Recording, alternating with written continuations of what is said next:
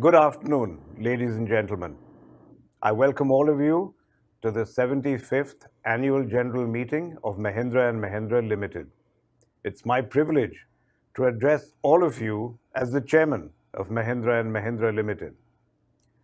Now, this is a momentous AGM, not only because we are emerging into a post-pandemic world, but also because this is the year your company completes 75 years of service to our shareholders and our communities.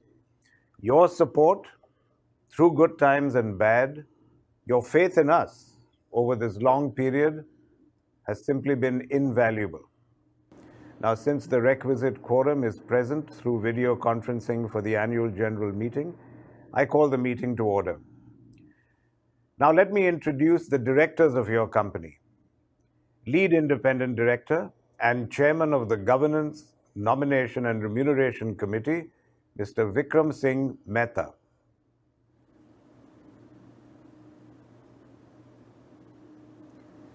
Chairman of the Audit Committee, Mr. T.N. Manoharan.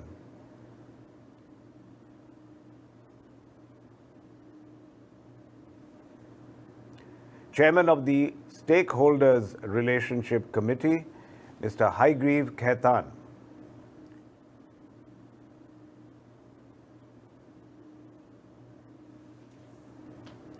Chairperson of the Corporate Social Responsibility Committee, Dr. Vishakha Desai.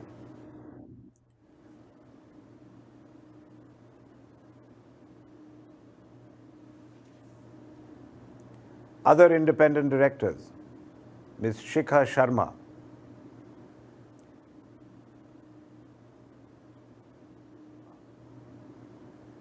Mr. Muthaiya Murugappan.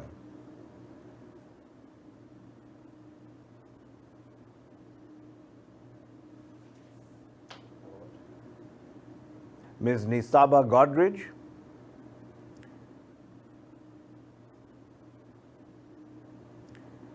And the nominee director of the LIC of India, Mr. Vijay Kumar Sharma.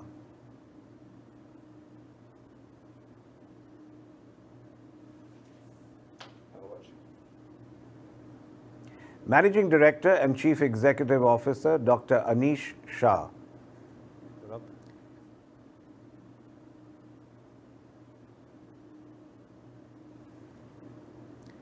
Executive Director of the Auto and Farm Sectors, Mr. Rajesh Jejurikar.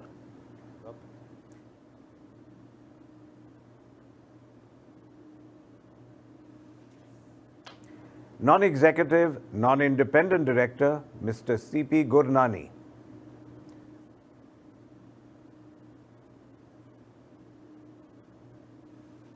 So all directors of your company are present at the meeting through video conferencing. This year, we are proposing reappointment of Mr. T.N. Manoharan as an independent director of the company for a second term. Mr. Manoharan was appointed as independent director on the board of your company on the 11th of November 2016. His acumen, knowledge and experience have been immensely beneficial, and I'm sure that his continued association will benefit and add value to your company. We are also proposing the appointment of Ms. Nisaba Godrej and Mr. Muthaiya Murugappan as independent directors of the company. I want to welcome them to their maiden AGM. Mr. Jamil Khatri, partner, BSR and Company LLP, the statutory auditors, Mr. Sachin Bhagwat, the secretarial auditor, Mr. Dushyant Dave from Messrs. DC Dave and Company, the cost auditor, are also present at the meeting. The company secretary of the company is also participating in the meeting through video conference. I now request Mr. Narayan Shankar, company secretary, to take you through the regulatory matters and general instructions pertaining to the annual general meeting. Thank you, Mr. Mahindra. Good afternoon, ladies and gentlemen.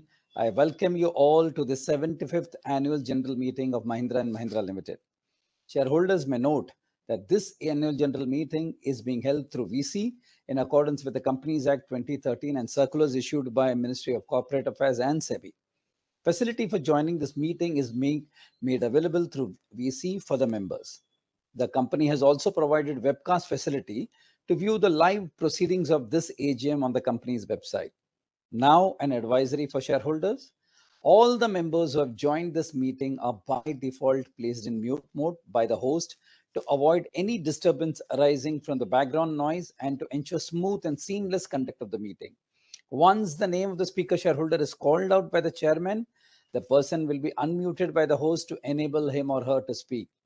Before speaking, shareholders are requested to click on the video as well as audio icon appearing on the screen to switch it on. And if for some reason the shareholder is not able to join through video mode, they can still speak using the audio mode.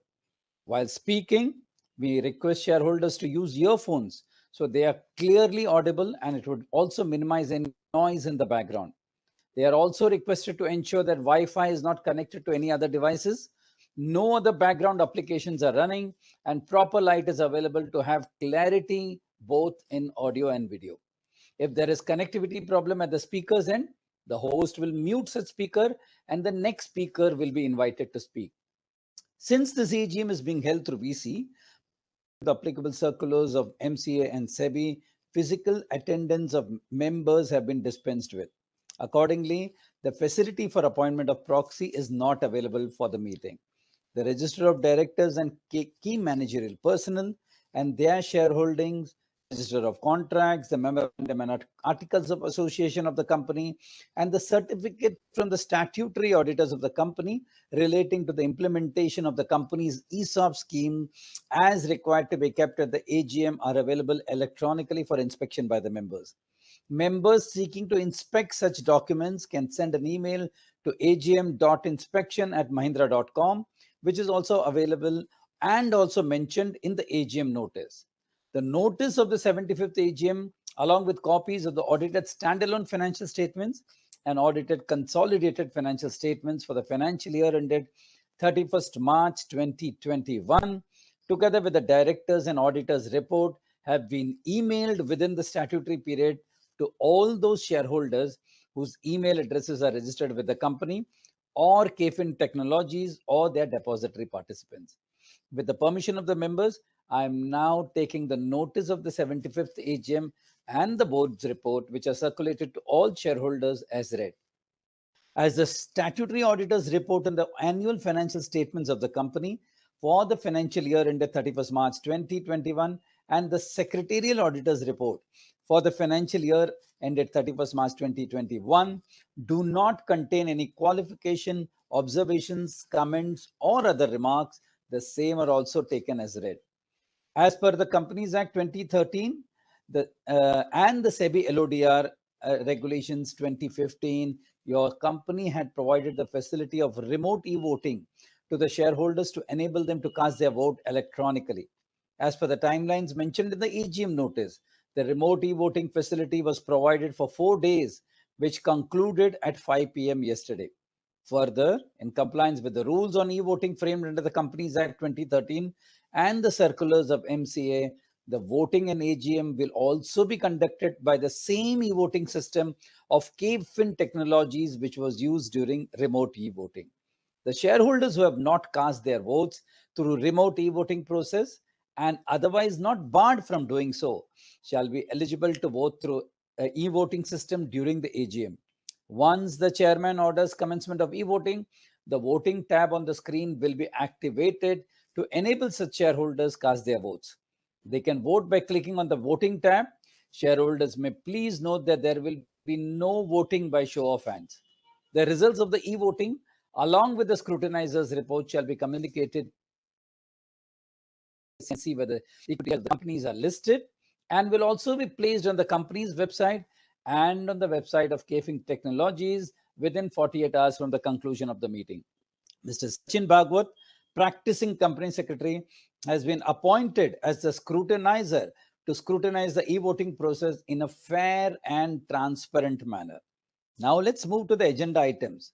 There are 10 agenda items for approval of shareholders today. There are 5 items of ordinary business, which are adoption of audited standalone financial statements and the reports of the board and auditors thereof, adoption of audited consolidated financial statements and the report of the auditors thereon, declaration of dividend, appointment of a director in place of Mr. Vijay Kumar Sharma, who is retiring by rotation and has offered himself for reappointment. And fifth, appointment of a director in place of Mr. C.P. Gurnani, who is retiring by rotation and has offered himself for reappointment.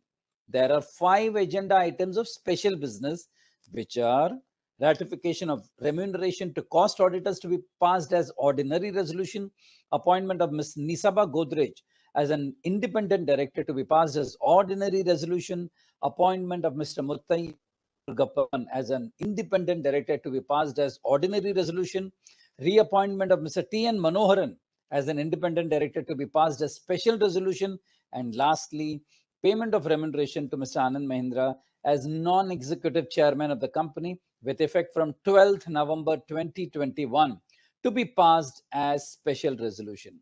The objectives and implication of these resolutions proposed at the AGM are already set out in the notice of the AGM and explanatory statement, and for the sake of brevity, are not being repeated again. However, in case members wish to ask any further clarification, they may raise it at the Q&A session, that is the question and answer session. May I now take you through the flow of the proceedings of the AGM proceedings. The chairman will first address the shareholders. Then, in accordance with Section 108 of the Companies Act 2013 and rules made thereunder, read with the MCA circular, he will order for revoting to be conducted on every business to be transacted at this AGM as set forth in the notice, followed by the question and answer session. The company has received requests from some shareholders to register them as speakers at the meeting. Accordingly, the floor will be open for the members to ask questions or express their views. The moderator will facilitate the session once the chairman opens the floor for question and answers. Those shareholders who have not registered as speaker but still desire to raise any question may use the chat box provided on the screen. I now request a chairman to kindly address the shareholders. Thank you.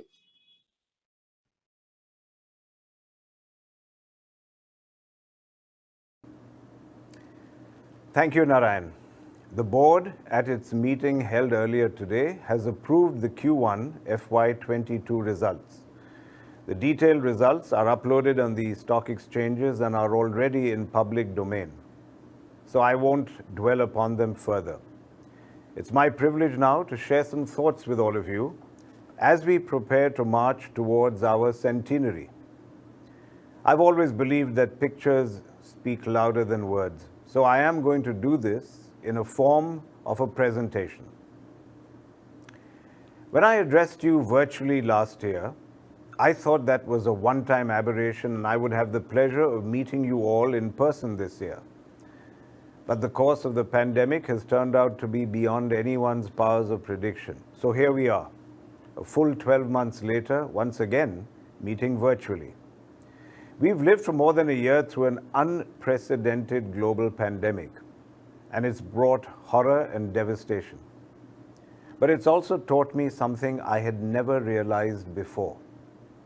It's taught me that our world is full of heroes. Not all heroes appear in swirling capes. Some of them wear masks and carry stethoscopes and man the front lines. Some of them wield a mop and a broom as a sword against disease. Some of them lead the battle in places where you and I would not go. Some of them risk their lives to keep our world turning. Each and every one of these people is a hero, and so many of them have given their tomorrows for our today. I salute them with a grateful heart. We have our own homegrown heroes within the Mahindra Group as well. People who stayed away from their families to help with the COVID effort. People who turned company premises into COVID quarantine centers. People who created mental health apps. People who dipped into their own pockets to support daily workers, not only of the company, but also of vendors and distributors. People who organized and delivered oxygen. People who kept the factories running at the height of the pandemic. To them, I say, thank you. thank you for upholding the Mahindra tradition of putting the nation and the communities first. Another tradition we have upheld is the Mahindra tradition of our people being our priority. Throughout this dark time, our declared principle has been to put people first, to serve and support our colleagues in every way. And that's why I'm very gratified that in this horrendous year, when people were most anxious and insecure about their jobs, M&M moved up from the 20th to the second place in the list of great places to work. I could not have asked for better proof of our commitment to our people and to making M&M an employer of choice. I'm gratified, but frankly, not surprised. Caring for the country, caring for people is part of our DNA. We are celebrating the close of our 75th year. And for a company to last 75 years is not a small achievement. Of the companies on the Global Fortune 500 list in 1955, only 53, which means fewer than 11%, still remain. Of the 30 companies listed on the Bombay Stock Exchange in 1986, only 7 remain. And I'm proud to say that Mahindra is one of these magnificent 7. So what accounts for this longevity? I think the answer lies in our history. 3/4 of a century ago, 2 brothers founded a new company, which was forged in the fires of independence and dedicated to the proposition that there was profit in serving a larger purpose. Ever since then, the Mahindra Group has consciously chosen to go into businesses that serve a greater goal. Our foray into Jeeps in the 40s was inspired by the harsh reality that India in 1947 hardly had any paved roads. We entered agriculture in the 60s because it was integral to the 5-year plan, and the Green Revolution was around the corner. We switched to diesel engines in the 70s because the country and the world were facing a petrol crisis. And in the 80s, we jumped into information technology because we could see that India had the potential to become a world player. In the 90s, we seriously diversified into rural finance, real estate, and hospitality because it was becoming clear that services were the future of India's economy. In the first decade of the 21st century, as India rose on the world stage, we challenged ourselves to prove the truth of our core purpose at that time, which was that Indians are second to none. And then the Scorpio was born. And in the second decade, as our country and the world began to comprehend the depredations of climate change and environmental degradation, we realized that our company had a much larger role to play. And our core purpose was re-articulated into one word: rise. In line with this purpose, our strategy is driven by the conviction that there is only one mantra to build a sustainable business and a sustainable world, and that is ESG, environment, social, and governance. ESG today is the compass that guides us. The common theme that emerges from everything that I've described is that as a business group, we aligned ourselves to the needs of the nation and increasingly of the world in every era. This has been so since our founding 75 years ago. The first advertisement for Mahindra and Mohammed, published in the Times of India dated 8th November 1945, expressly states, Mahindra and Mohammed, though a business firm, are imbued with a national purpose and a new outlook. Our history is a testament to the power of purpose. And our founders were right. In my 40-odd years of experience, I've always found that it's not profits or the next promotion that motivates people in the long term. People come to work with a glad heart and give of themselves 100% when they feel they're working for a larger cause and are making a difference. and that same power of purpose drives us 75 years later. As I said earlier, our core purpose today is very simple. One word. It's simply to rise, to drive positive change in the lives of our communities, to help them to rise. Adherence to our purpose will drive our success. It will influence the businesses that we choose to go into. It will dictate the way we run our businesses. It will determine the kind of people we hire and nurture to succeed, and it will guide us in zeroing in on the areas where we drive positive change for the wider community. Why is the power of purpose so important for business success today? I think the lessons of the pandemic have brought out the reasons all too clearly. Firstly, the pandemic has taught us how we are all interrelated, how there can be no safety for one until there is safety for all. It also taught us that our welfare depends on the welfare of the poorest of the poor. The ones we missed during these dark times were those who kept the wheels of our lives turning. The garbage collector, the sweeper, the delivery boy. They are the scaffold on which our welfare rests, and we neglect them at our peril. So there is alignment between our self-interest and caring for others. The second lesson of the pandemic is how much our lifestyle degrades the environment. Within a few days of the lockdown, gray skies turned blue, the air became breathable, and we heard birdsong once again. If we are to enjoy the beauty of the world and remain healthy, we must not forget this lesson. And the third lesson is a psychological one. The pandemic has brought home to us that the future is uncertain and that life is fragile. Many people have coped with the crisis by living in the moment. But as the crisis recedes, people will start living for the moment. That means valuing experiences and gratifying long-held desires. The experience could be the joy of buying a new car to drive into the country, or making time to enjoy a weekend by the ocean with the family, or finally taking that long-postponed safari in Africa. There will be an explosion of the experience economy, and we must care for people and planet to create safe and healthy experiences. The future of business lies in serving this economy. For all these reasons, linking business to a larger purpose of caring for people and the planet so as to positively impact their lives will be the magic mantra for business success. I would go so far as to say, people plus planet equals profits. To do good for the wider community, we first have to do well ourselves. This means going into businesses that are in alignment with our core purpose and then running them profitably and in a way that drives positive change.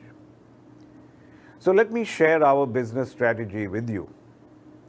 We have segmented our businesses into core businesses, growth gems, and new age businesses. Each segment will be nurtured differently. Our core businesses, which today are the pillars of our profitability, will continue to grow sustainably. The growth gems are our, let us say, Navratnas, or businesses of the future that are based on sustainability and will add substantially to our profitability in the years to come.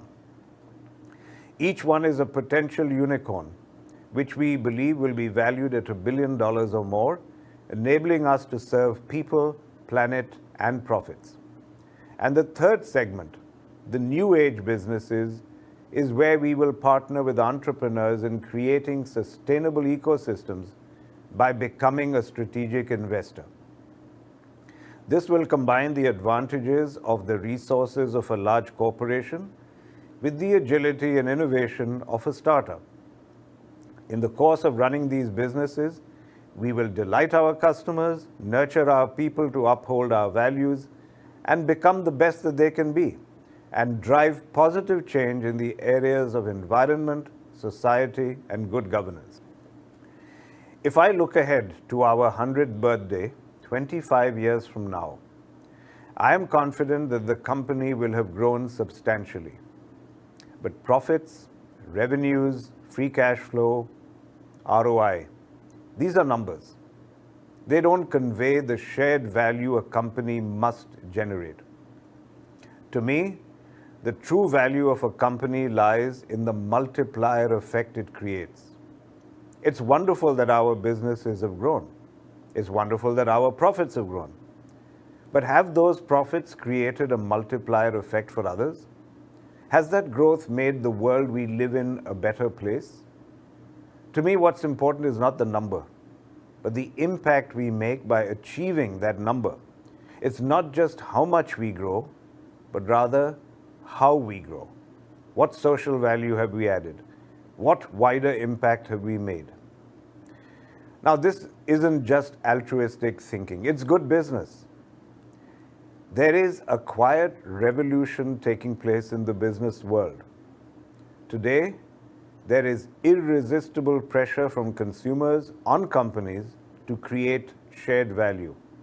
In other words, to do business in a way that enhances the quality of life of their communities and the world.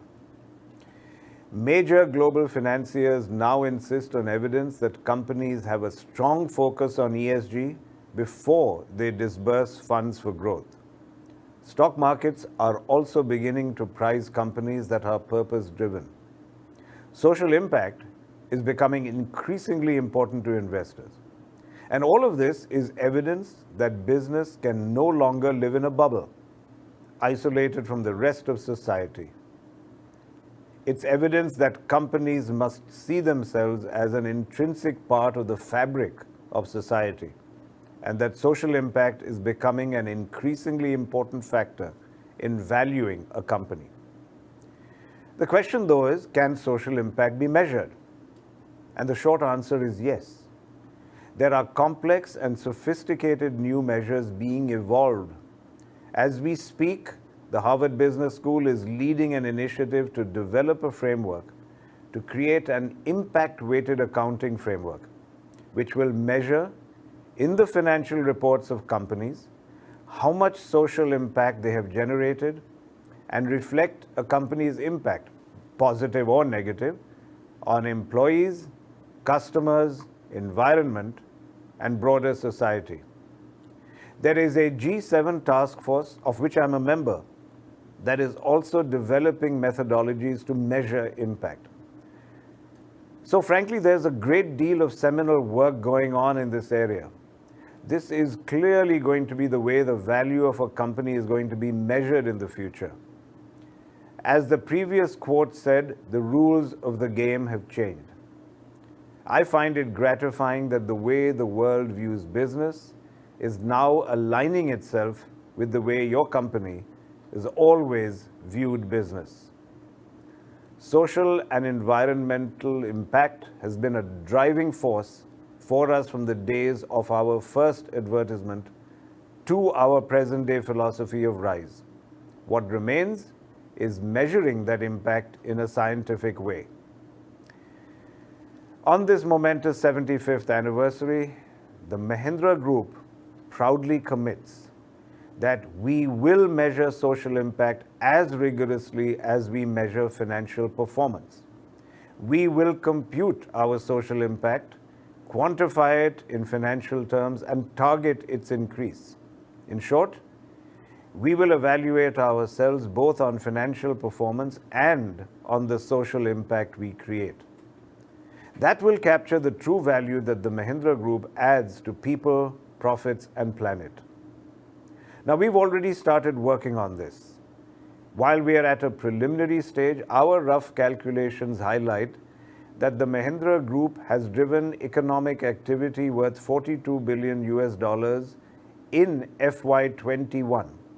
More importantly, your company has created social and environmental impact worth $4 billion in F21 alone. We have made 10 very specific commitments which will enable us to take pole position in the ESG space. Every one of these 10 commitments articulates a bold and measurable goal, such as carbon neutrality by 2040, 100% of our sites being zero waste to landfill certified. We've already planted 19 million trees under our Project Haryali and supported the education of almost 500,000 young Nanhi Kalis. It speaks of our belief in our goals that we have also already achieved water positivity as a group. We are well on our way to achieving other goals. We want to achieve much more than this by our 100th birthday. At our Senior Executives Conference in October this year, our senior-most colleagues will put their heads together to chart out a path to achieve a manifold and measurable increase in our social and environmental impact over the next 25 years. Our goal is to make the Mahindra Group a world leader in ESG. Ladies and gentlemen, the one thing that differentiates the Mahindra Group is that we have always aligned ourselves with wider goals, historically with national goals, and now with global goals on issues that touch us all, like the environment and climate change. The days when the business of business was only business are over. The pandemic in particular has highlighted that the world does need an integrated approach. Increasingly, we have to ask ourselves not what others, investors, shareholders, suppliers, colleagues, can do for us, but what we together can do for our communities and for the world. As we continue to measure social impact, we will increasingly be able to generate hard numbers to verify the good work we do, which means that by the time our 100th birthday rolls around, I know that we will be able to put our hands on our hearts and say, we in the Mahindra Group have helped the world to rise.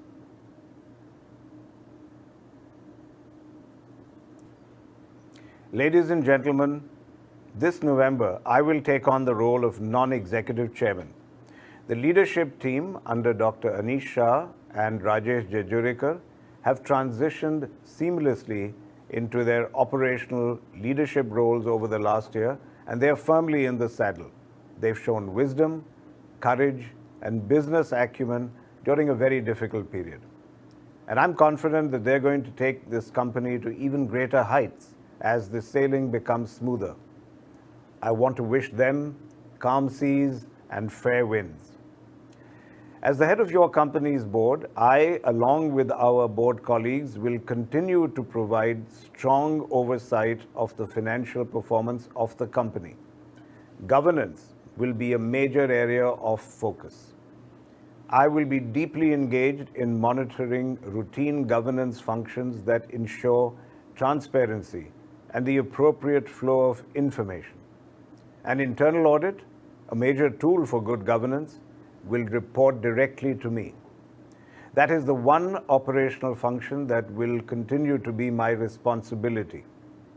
However, the lightening of the load on other operational matters will give me the opportunity to concentrate on what I consider to be the most important function of any board chairman, and that is to be the custodian of the brand and to ensure that the vision and values of our founders that have stood us in good stead for 75 years continue to guide us and to light our path.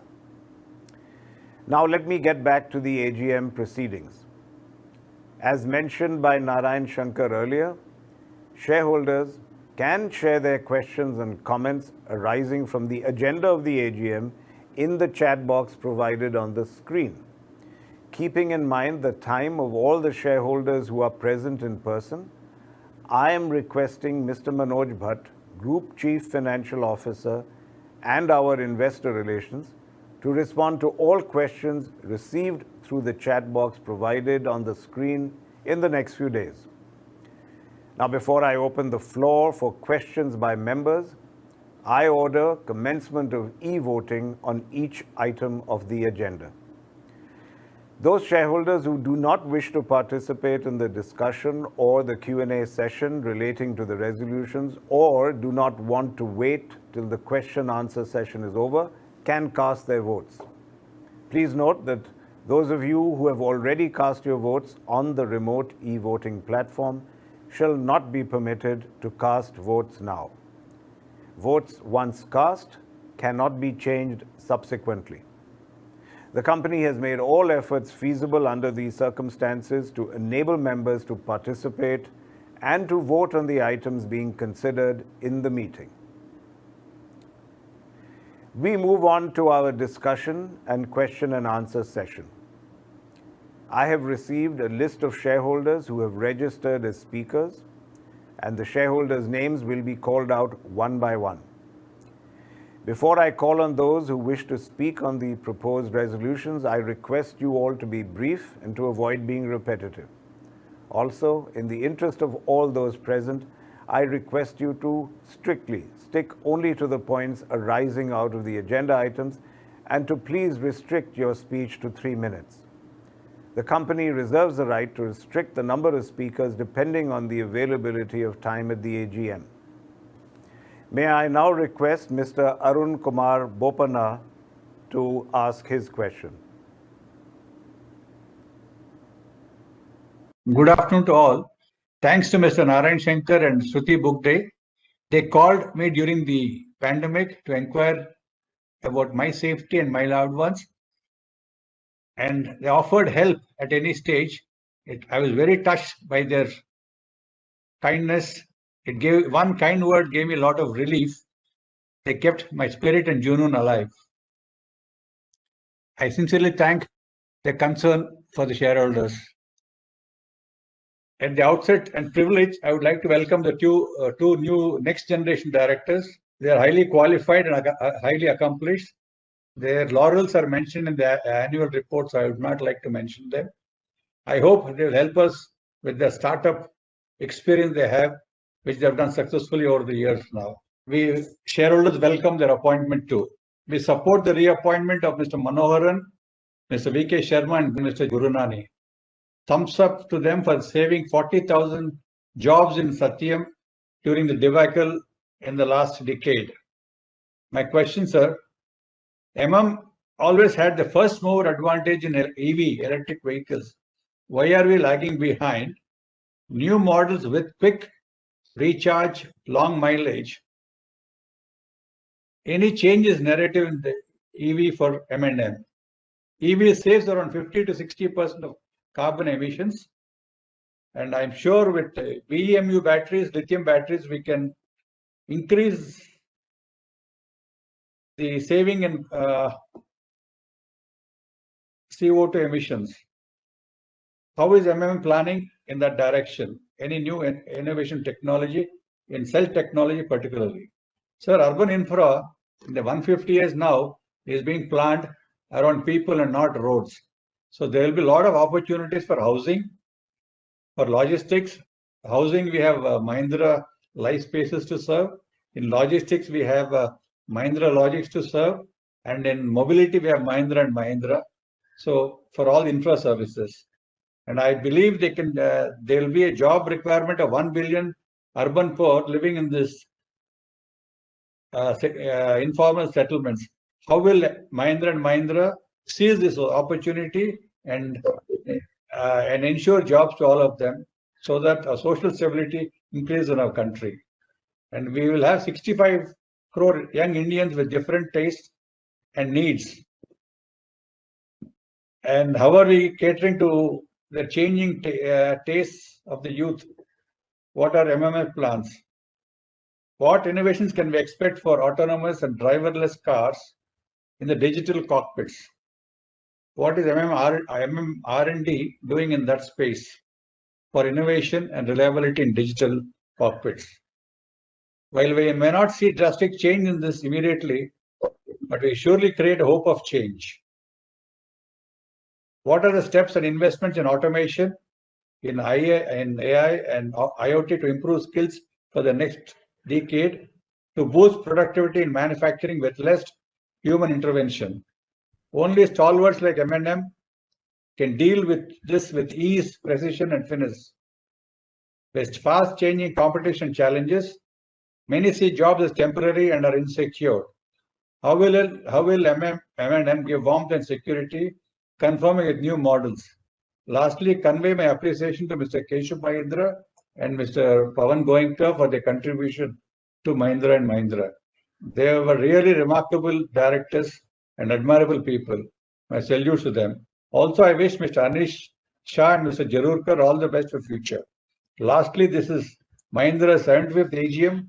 By the time we turn 100, we need to innovate and automate more, keeping the niche in the corporate world. I hope you lead till the 100th AGM. As non-executive chairman, all the best. Thank you very much.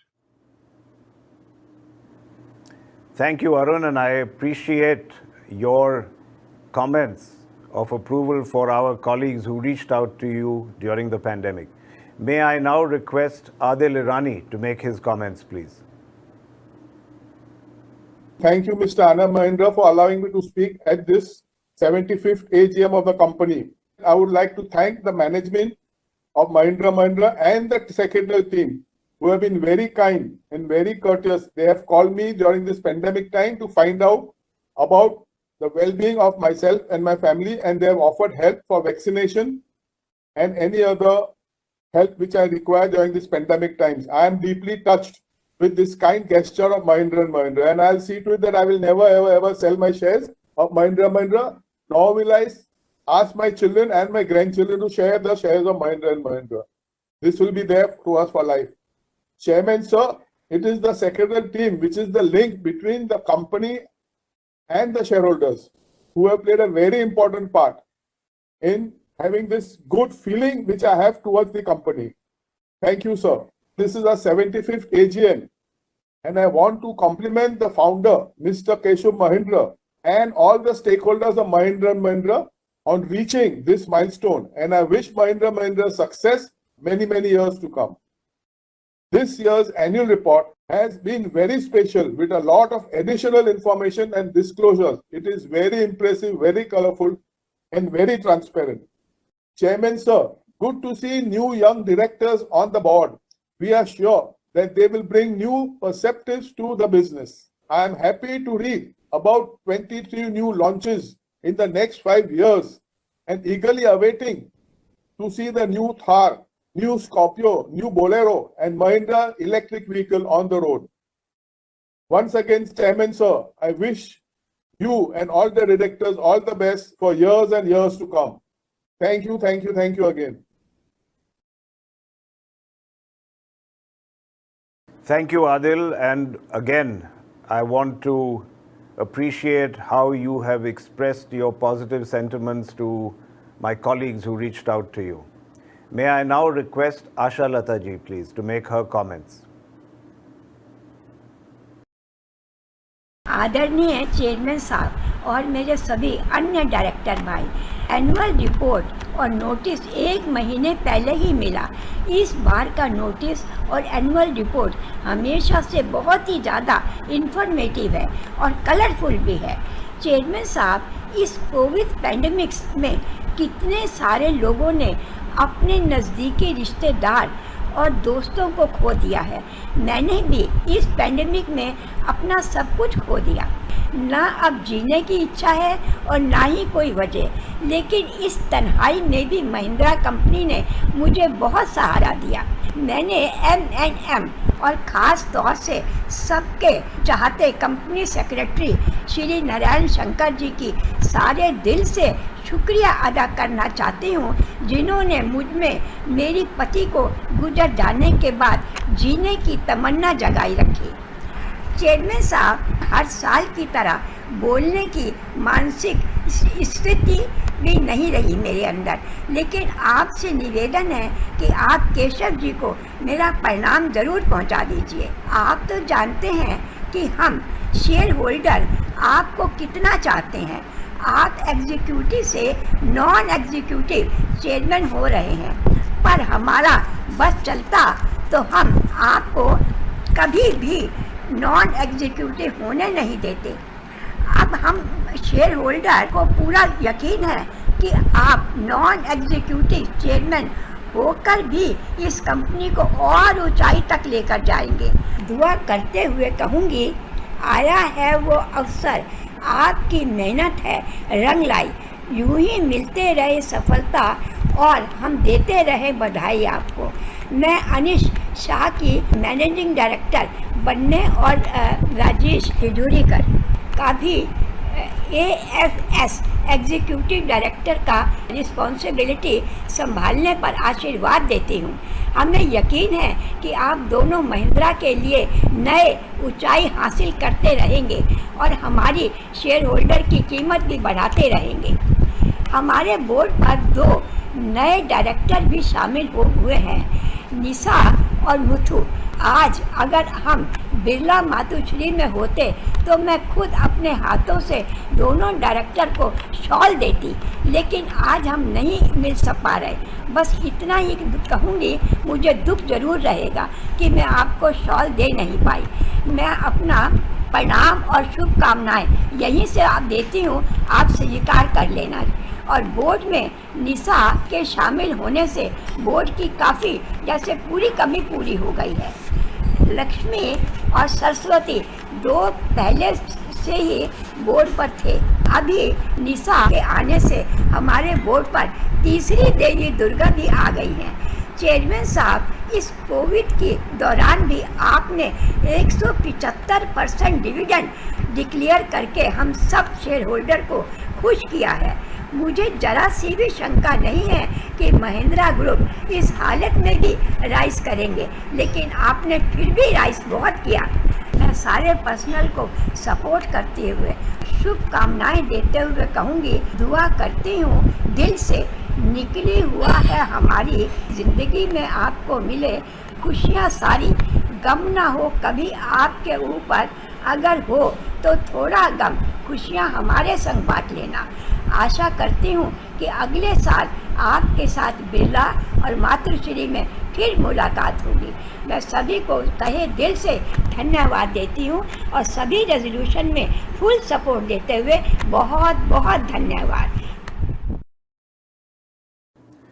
आशा लता जी, आपके पति श्री जितेंद्र भाई के गुजरने का मुझे बहुत दुख है। मैं हर साल आप दोनों से मिलने पर खुश होता था। आप दोनों कई सालों से मिलकर बड़ी निष्ठता से AGM अटेंड करते आए हैं और अब जितेंद्र भाई नहीं रहे, ये सोचकर काफ़ी दुख होता है। आपकी पीड़ा मेरे शब्दों में नहीं समा पाएगी। M&M की तरफ से और सभी शेयर होल्डर्स की तरफ से मैं आपकी सांत्वना करता हूँ। मुझे शांति हुई ये सुनकर कि आपकी इस दुख की घड़ी में हम आपकी मदद कर पाए। उसके लिए थैंक यू बोलकर हमें शर्मिंदा न करें। आपने हर अच्छे बुरे समय में जो हमारा साथ दिया, उसके मुकाबले ये कुछ भी नहीं। आप महिंद्रा परिवार के एक सदस्य हैं और हमेशा किसी भी मदद के लिए हम पर निर्भर रह सकते हैं। May I now call on Kaushik Shahukar, please. At the outset, let me introduce myself as Kaushik Shahukar from Mumbai. Good afternoon, sir. Professionally, I am a chartered accountant. Medically, I suffer from dystonia. I have, however, not treated this as a hindrance. Despite my medical condition, I have successfully completed my chartered accountancy course, as I strongly believe that I am self-reliant and self-dependent.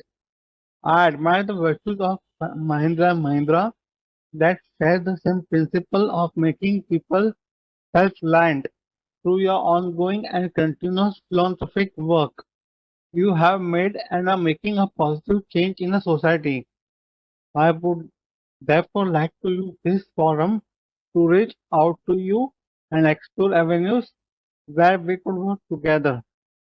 I am confident that you would find my professional acumen a value add to your esteemed organization and will empathize with my condition and will support me with certification work. I would like to thank Board of Directors for giving me opportunity to speak and also patiently hearing me. Before I end my speech, I would like to give special thanks to Secretarial Department and and all the members for remembering us and caring for our health during this pandemic. I am deeply touched with continuous calls from Mr. Narayan Shankar and team, inquiring whether we need any medical support.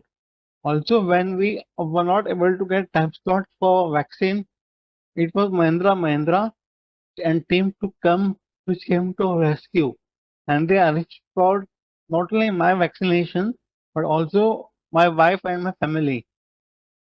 We can say that Mahindra Mahindra was only company to ask health of shareholders and taking good care about our health along with our family. I was overwhelmed by human touch of Mr. Narayan Shankar and his team, and I also came across CSR activities carried out by Mahindra Mahindra during pandemic. I feel proud to be shareholder of Mahindra Mahindra. If you could also, sir, if you could also shower some blessings over me, it could change my life too. On page 24 of annual report, we have mentioned launch of 23 products by 2026. We shareholders are very excited to read this and wish the company all success of new launches. Sir, I would like to say that if you could also have prepared four-wheeler electric vehicles for specially abled person, it will be very grateful to you, sir. Sir, one last question from page 30 of annual report. It is observed that number of permanent employees are 19,941, out of which women employees are only 770. That is around 4% only. Any specific reason for such a low ratio of women employees? At the end, I fully support all the resolution and my best wishes will always be with Mahindra Mahindra. Thank you. Thank you, sir. Thank you, Kaushik Bhai. May I now call upon Humayun Purdehi. I am Mrs. Homa Berus Puradei, a very old shareholder of your company. My husband also was a very old shareholder of your company, regularly attending your AGMs and a very favorite shareholder of your company. His name was Berus, and all of a sudden I lost him on 31st March 2021. It was a real shock, and then I had to be admitted to the hospital at Bombay Hospital. Life was topsy-turvy, but I must compliment and thank Mahindra and Mahindra and their company secretary for being in touch with me continuously, ringing me up, keeping tabs on me, on my health. I'm grateful to the company secretary Narayan Shankar for consoling me, counseling me, giving me strength to come back to life. It was so touching to see someone there supporting, keeping track. That really helped my life, my health, and plus our company secretary Narayan Shankar would always tell me about the COVID situation outside also, how things are outside, and so on. And at last, I got the strength to become healthy again and to live normal life. So for this, I thank Mahindra and Mahindra very much for the human touch. What can be the better gift in 75 years than this, their human touch in making me all right, giving me strength, giving me moral support. Thank you, Narayan Shankar. Thank you, the entire secretarial team. And thank you, Mahindra Mahindra, for whom I shall ever be grateful. What is corporate social responsibility? Supporting when a person is so much in need. For when I had got the right support. Now, coming to the AGM annual report, it has been said our company has gone through a milestone of 75 years of journey, right from 1945, starting of one company. It has reached 150 companies in 100 countries all over the world in 2021. We are very proud. Mahindra and Mahindra has made the name of India also proud. So, and what more do we want? In this pandemic, nobody expects dividend. Yet our company gave us 175% dividend. It's above our expectation, which we thank the company very much. We are very happy about our company, and no matter how much remuneration is given to Mr. Anand Mahindra, I feel it is always less for rewarding the shareholders so much for taking care of our company in this pandemic with such boldness going forward. We also wish all our board members all the very best, and we're looking forward to very good times, even better days ahead after pandemic, and we hope next year we will be able to meet physically and have the pleasure of meeting you, our chairman, and everybody and all our board members. All the best. Thank you very much. Humayun, I was very touched by your words that came straight from your heart. I share your sense of loss. I can still see Behruz in my mind's eye, striding right up to the podium, making his comments, interacting with me and the board, and his great sense of humor. The two of you are amongst our oldest shareholders, and it's difficult for me to believe that he's gone. We're going to miss him. I can only imagine what you're going through, and I'm sure that all of our shareholders will join me in expressing to you our deepest sympathies. You've spoken very eloquently of what a dark time this was for you, and it makes me happy that we were able to help in your hour of grief. As you put it, what is CSR but helping people in need? Thank you for those kind words. They summarize everything that M&M believes in and stands for. May I now call upon Tamal Kumar Majumdar.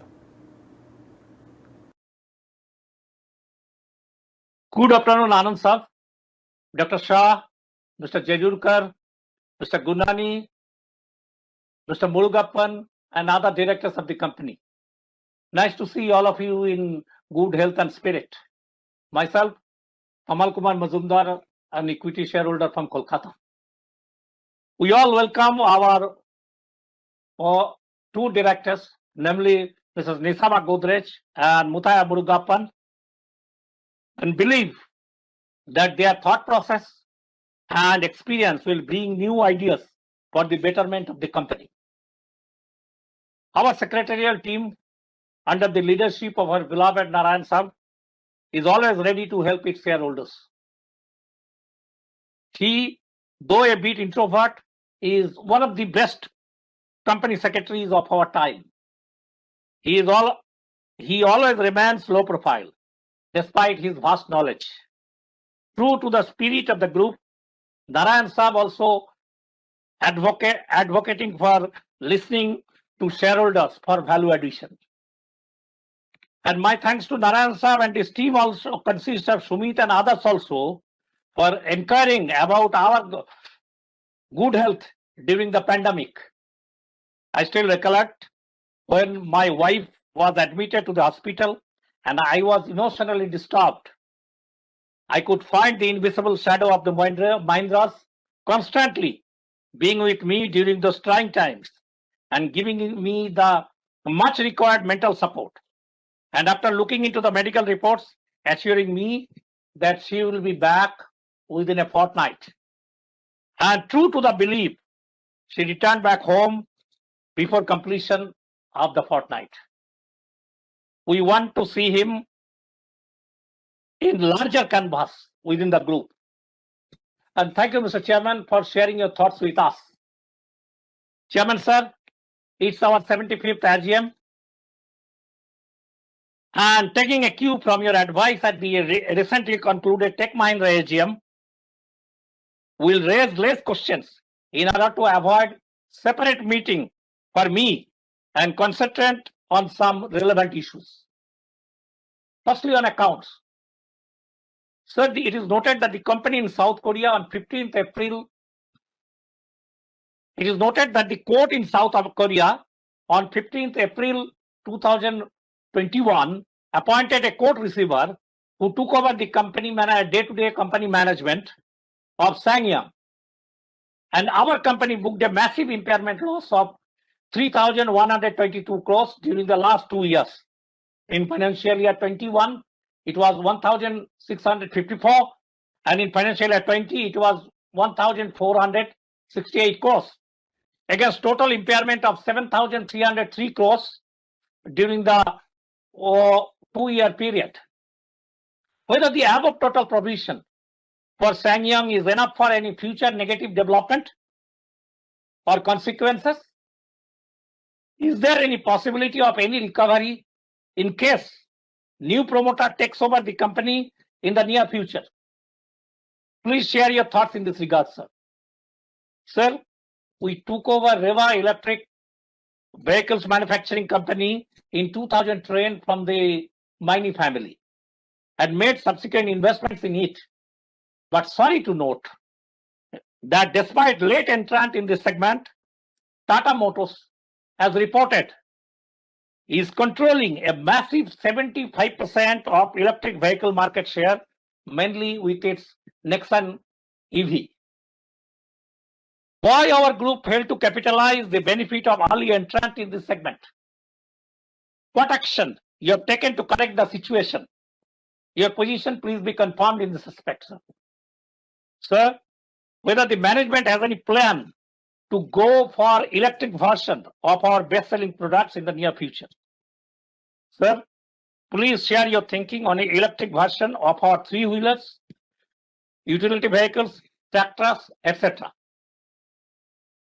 Sir, I wholeheartedly support the cleanup operation carried out by our company during the last 2 years as regards its investments are concerned. During the last 2 years, it made an impairment of a massive 7,303 crores. It's a provision and the company will be in a position to write back a portion if any positive things happens. Whether the cleanup operation will continue in the coming years, please share your thoughts in this respect, sir.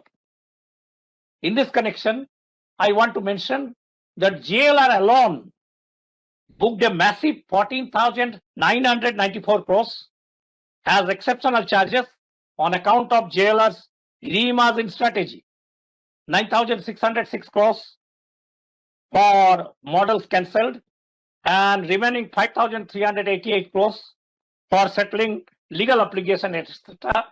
during financial year 21 alone. Sir, the company proposed merger of Mahindra Retail Initiative Holdings and Mahindra Engineering and Chemical Products Limited with effect from 1/4/2021. Whether the company will get tax benefits for past losses of these companies during financial year 22. Would you please share details in this respect? When Camrod Technologies Private Limited will support the company's strategy for developing information technology solutions for its customers and businesses. And lastly, sir, during the last financial year 21, degrowth took place in respect of all our products, mainly all our products, except tractors. So, will you share your thoughts in this regard and its current position, your expectation from the remaining part of the year? Now I want to share my thoughts on 3 issues. Firstly, 75 years of Mahindra. I am happy that we are commemorating 75 glorious years of Mahindra. Today is Mahindra's 75th AGM, and we move towards a century. Let us look back with pride how we have carved out name in the corporate world in letters of gold. I am aware that Mahindra and Mahindra was listed in 1956 and has been a listed entity ever since. Many of the brands of history has disappeared, failed in Indian market, Let me mention some of them, like Ambassador, Nokia, Liril, Rexona, Chetak Scooter, Bajaj Chetak Scooter, and the list can go on.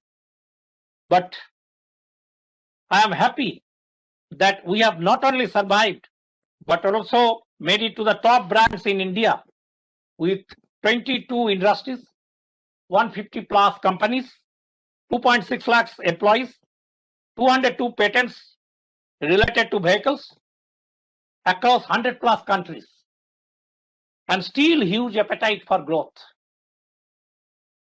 How many companies listed in Sensex have seen such a growth over the years and still being relevant? Sir, your transitioning to the role of non-executive chairman with effect from 12th November 2021. Dear Chairman, we note that upon completion of your tenure as the executive chairman, you will transition to the role of non-executive chairman of the company with effect from 12th November 2021. I understand that this will be your last AGM as the executive chairman. What a year to transition to this role than getting Mahindra into the 75th year with a bang. And please forgive me if I get a bit nostalgic today, as I would seek your permission to allow me to go into our glorious past. We all know that one of the key tools that helped the United States win World War II was the Willys Jeep. The Jeep replaced the use of horses and was deemed America's greatest contribution to the modern warfare. Mahindra and Mahindra, earlier named Muhammad and Mahindra, before co-founder Malik Ghulam Muhammad left for Pakistan during the partition, tied up with Willys Overland to produce the CJ3B in India. The company's role in building the nation has been concrete ever since, and the group has only grown and diversified. Chairman, sir, you can rightly be credited for the group's diversification into such a conglomerate. What was initially formed as a steel company is today a key player in various sectors, including agri, information technology, defense, aerospace, education, real estate, logistics, and retail. All of these has been possible once our beloved Anand Saab took over in 1997. You taught us that don't cling to a bad business idea. You started your career with Moscow, but did not mind merging that company for the better good of the group. You rose each time from your setbacks. I recollect you mentioned that Mahindra had no experience in making a hardtop vehicle or modern methods of manufacturing. The 300 people who put the Ford Escort together were the first ones to work on the Scorpio. So even though the Ford JV was not a success, you learned from that, and Scorpio was the biggest success, which was germinated out of this setback. I am also happy that you adopted a major cleanup of your investment portfolio and gave Anish the whip to part with business and initiatives that don't fall into the narrative of a successful future. Chairman, sir, you are also known for your witty, engaging, and lively tweets with 9 million followers. Tweets of Anand, sir, are more attractive than advertisements and other media publicity. And this I can see the ad and publicity expenditure of financial year 21 lower by more than half in comparison to financial year 20. My proposal to the board and the GNRC of the company is that we should actually consider paying Anand Saab a suitable commission over and above the 5 crore remuneration proposed only for the positive rub-offs of the company rubbers the company is able to get on account of the tweets of Anand Sir. The past is just a lesson and not a life sentence. Using Mondays to break free from obsessing about what you could have done differently. You rather focus on the different things you can do from Monday onwards. You have forever changed the term Monday blues to thank God it's Monday. So please accept our heartfelt thanks as you bid goodbye to the executive position. As of date, there is no other chairman in this country who connects to the shareholders the way you do. I am telling this not merely because I am at the AGM of Mahindra and Mahindra. I would be comfortable telling to the whole world that Anand Sir is the best chairman of all the companies in India.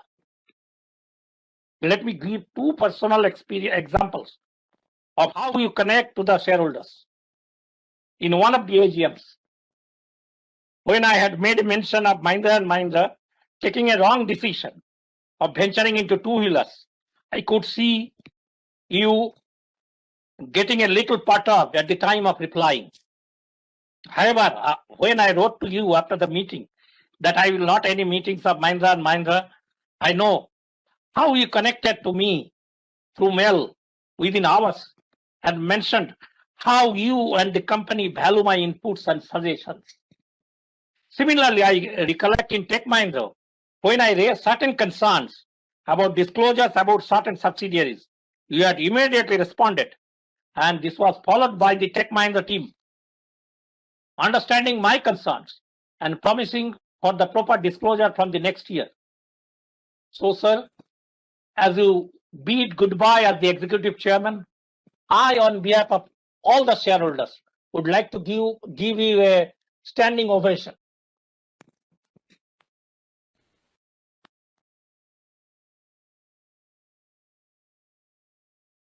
Sir, we shareholders are happy that as non-executive chairman, you will serve as a mentor and a sounding board of Anish, Rajesh, and senior management, especially in the areas of strategic planning, risk mitigation, and external interface.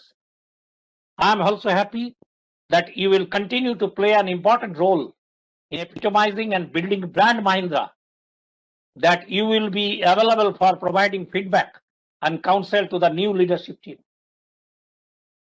And sir, message to the leadership team. While we celebrate our 75th glorious years, let me sound some words of caution. First, we cannot take success built by our predecessor for granted. If we need to be relevant, even when we hit a century in the year 2046, we need to ensure that we innovate and come out with future-ready products. During the period of this pandemic, whilst the rest of the industry is struggling and limping back to normalcy, can Mahindra choose to shake up the auto industry by harnessing disruptive technologies, getting into electric vehicles, and innovating in battery charging facilities, which is seamless? Can we go after new customer segments? Can we dislodge competition in the utility vehicle segment industry, where almost every player seems to be interested? Can we get back to our lost glory? Can we get back to being the undisputed leaders in the utility vehicles market? That's where we belong. I am afraid we have to change, and change for the better, as companies that don't respond quickly will likely soon become irrelevant and uncompetitive. Thanks to the Mahindra team, and thank you all for patient hearing. Thank you, Tamal, and I appreciate that you took heed of my recommendation last time and shortened the number of questions you've asked, although I have to tell you, I think you could do even better and become even more brief. But now that's for next year. May I now call upon Gautam Tiwari.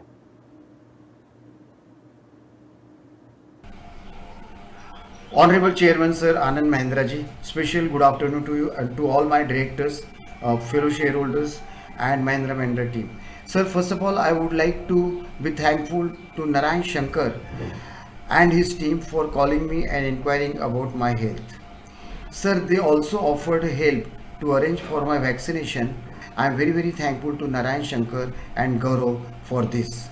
Sir, I see from the annual report that the company is completing 75 years in the midst of a pandemic era, and what better way it could be to celebrate these 75 years by way of extending the warmth, care and affection and giving solace and helping shareholders to come out of the pandemic both medically and nurturing to come out of the mental health. Sir, while other companies would have gone for lavish celebration, Mahindra Mahindra preferred to keep low profile and instead extended their warmth to all stakeholders, which is very good, sir. Sir Chairman, sir, I am very much impressed with this year's annual report. I can imagine the hard work that would have gone into my accounts, IR and secretarial in preparing such an elaborate report. अगर annual report print में आया होता तो बहुत बढ़िया होता. Anand ji sir, company is paying rupees 8 and 75 paise as dividend to the shareholders and stakeholders. All shareholders are very happy about it. But one thing, sir, I am not happy about is when I read that Mr. Anand Mahindra, that is you, would be becoming a non-executive chairman. Sir, on behalf of all shareholders, I earnestly request you to please continue to run the company as you are doing it now. Sir, the company as well as the shareholders need you very much. Sir, the way the tractor business has performed even during pandemic, I wish auto and other Mahindra Mahindra business also achieve the same success. Sir, आप उस ध्रुव तारे के समान हैं जो आसमान में न सिर्फ खुद चमकता है बल्कि इर्द गिर्द के सभी सितारों को और उसके छत्र छाया में आने वाले सभी को रोशनी और उजाला प्रदान करते हुए उन्हें उल्लसित और आनंदित हर पल हर क्षण संपूर्ण से करता रहता है. Sir, in order to understand my appreciation and working of the company in a better way, I got certain queries. Sir, first, can you please comment as to on the current demand scenario and the outlook for the year ahead in auto and farm sectors? Secondly, sir, would you please tell us about the response to electric vehicles in India and what are the growth prospects in this segment? Sir, can you please tell us how employees rather of our company contributed through My Seva initiative? Sir, can you please tell us the priorities for the company in near future due to predictions of third wave of corona? Sir, would you be kind enough to tell us the current difficulties faced by the company due to operational restrictions? Sir, would you be kind enough to let us know as to how Mahindra continued to rise even during the tough times last year, which is the best thing the world has ever observed about Mahindra and Mahindra Group? Sir, can you please tell us how the company is working towards cost reduction during these tough times? Sir, finally, how the company is monitoring the existing and potential risks? Can you please give us a brief of monitoring of risks by the company and how it is carried out? Sir, finally, I would like to support resolutions for appointments as well as reappointments of directors, payment of remuneration to Anand Mahindra ji, that is to you, and all other resolutions also I support very much. Jai Bharat, Jai Hind, Jai Maharashtra. Thank you very much, Gautam Bhai. I now call upon Mr. Yusuf Rangwala, please.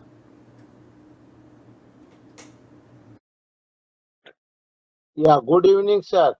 I am thankful to our share department for giving me this is 75th year. I hardly wish to all the company sector, company chairman, Mr. Anand sir, and his team, and also share department for giving us excellent services in this COVID-19 also.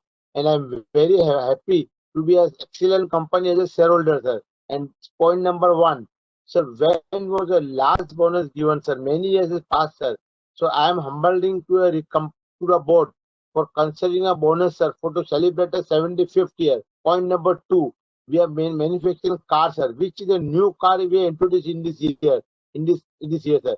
And point number three, we are manufacturing scooter also, sir, self-start. Sir, what is the rate of the self-start scooter and what range we are manufacturing and how many color we are manufacturing, sir? Point number four, we are having a factory at Kalyan. many years back, sir, about 10 years back, sir, you arranged a factory for a shareholder. So we would like to, my humble request for the 75th year, if you arrange a small visit, and I will be very happy to celebrate the 75th year with you, sir. And point number 5, sir, I am very thankful to our good company share department or agent. They are giving us very good services. And I also point number 6, in COVID-19, our all staff and all factory staff people have taken the vaccine, sir, and all the people have vaccinated, sir. And point number 6, sir, all the people are working from home. How the people are working, sir? You have not cut any salary, as I came to know from your group, sir. Anand group people are caring for the shareholder. And point number 7, we have CR activities, we are helping, we are having an annual report. I saw many helping the poor farmer, poor people, and all the needed medicine are distributed. And we are taking from the blessing from the poor people in this CR activity. This help our company to grow our future. Thank you very much. And I pray the God for all the and sir, Ganesh Chaturthi is very near. So my good wishes for the Ganesh Chaturthi, and I pray for my good wishes for all the festival and all the Tewar, sir. Thank you very much, sir. Thank you very much, Yusuf Bhai. And now my pleasure to call upon Shailesh Mahadevia, please. Respected Chairman Shri Anand Mahindra and directors of the company. Sir, my name is Shailesh Mahadevia, speaking from my residence in Mumbai. Sir, my congratulations for achieving excellent result. Even during this pandemic year, it has been well reported in the integrated annual report as well as in sustainability report included in the reporting system. Sir, in particular, I would like to appreciate some of our achievements. For example, we retained our position number 1 in tractors, 354,498 units, and we are the leader since 1983. The Insta SUV Thar 2020, which has been declared as a car of the year, the high dividend of 8.75 rupees, India's best company to work with, and the work done in the field of CSR, spending 92 crore of rupees. Sir, further, our approach to companies to work as a family and for the benefit of society at large. Sir, now I wish to put some questions. My first question is regarding the cost of electric gadgets, technical tools, etc. being used in our different car models. We understand that in some cases, the cost can be as high as 30 to 40%. Sir, my next question is regarding the patents. We have applied for 1,591 patents, but only 202 of them have been granted. Sir, I would like to know, when can we start getting the benefit of patents, from the date of application or from the date on which they are granted? Sir, my third question is regarding the sustainability development report, which mainly focuses on environment, societal, and governance. Sir, we are doing excellent work in this field for many years to come. Sir, what I would like to know is that what is the rating given by international agencies, and are we making all efforts that all the stakeholders with whom we are working are also following these principles in their activities? Sir, my next question is regarding electric vehicles.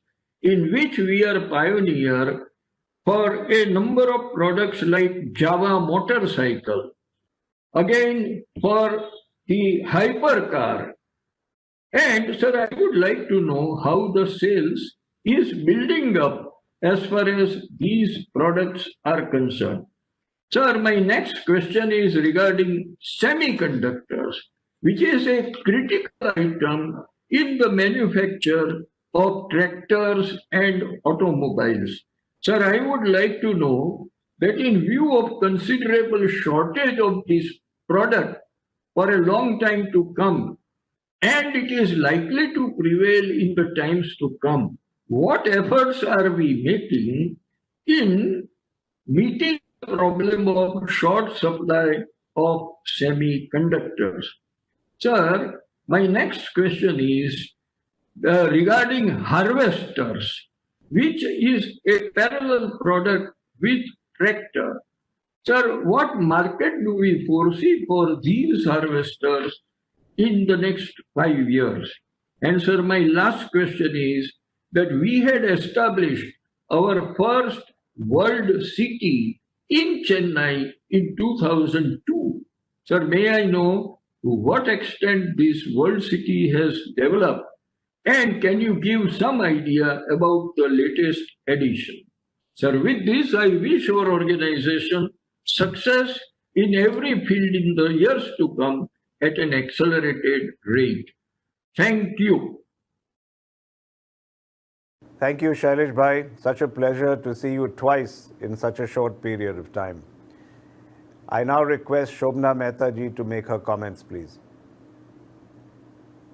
मेरा नाम Shobhana Mehta, I am from Surat. Sir, email के through balance sheet in time मिली। हमारे secretary department ने balance sheet इस साल हमेशा से ज्यादा वेरी कलरफुल और इंफॉर्मेटिव बनाई है। जिस तरीके से हर एक डायरेक्टर की इंफॉर्मेशन दी है जो वाकई में तारीफ काबिल है। आनंद जी, जैसे कि मैं हर साल आपसे कहती हूँ, सो इस साल भी रिक्वेस्ट करती हूँ कि प्लीज आप मेरा प्रणाम श्री केशु जी तक जरूर पहुंचा देना और कहना कि सदियां बीत गई मिलके पर वो लम्हा याद रहा, सारी मीटिंग भूल गए, उनका हंसता हुआ चेहरा याद रहा। सर, वो एजीएम ही क्या जिसमें यादें ना हो, और वो यादें ही क्या जिसमें श्री केशु जी आप ना हो। आनंद जी, आपकी तो क्या बात करूं, आप तो सबके दिलों पर राज करते हैं। सर, मैं अनिल जी का स्वागत शॉल देकर करना चाहती थी, मगर ये वर्चुअल मीटिंग में सिर्फ इतना कहूंगी, खुदा की कुदरत है कि कभी हम उनको तो कभी उनकी तस्वीर को देख लेते हैं। सो कहूंगी, अनिल जी आप आए, बाहर आई। अब कंपनी की तरक्की को कोई नहीं रोक सकता। मिस निशा जी और श्री मुथु जी का मैं बोर्ड पर स्वागत करती हूँ, मगर लॉकडाउन की वजह से मैं आप दोनों का वर्चुअल स्वागत करते हुए कहूंगी, चांद भी जमीन पर आ जाए तो वो बात नहीं होती जो आपके बोर्ड पर आने से बड़ी रौनक और रोशनी बढ़ी है। आप दोनों को बहुत बहुत बधाई। हमारे बोर्ड पर लक्ष्मी जी के रूप में अब तीन देवियां हैं। सो लक्ष्मी जी भी हमारी कंपनी पर उनका आशीर्वाद बना रहेगा। और सर, इस साल आपने 175% डिविडेंड रेकमेंड किया है और कोविड के टाइम में भी सब शेयर होल्डर का अच्छे से ध्यान रखा है। इसके लिए मैं आपको और पूरे बोर्ड को धन्यवाद देती हूँ। और सर, सिर्फ एक ही सवाल करना चाहूंगी, कोविड-19 की वजह से इस साल भी हम वर्चुअल मीटिंग कर रहे हैं।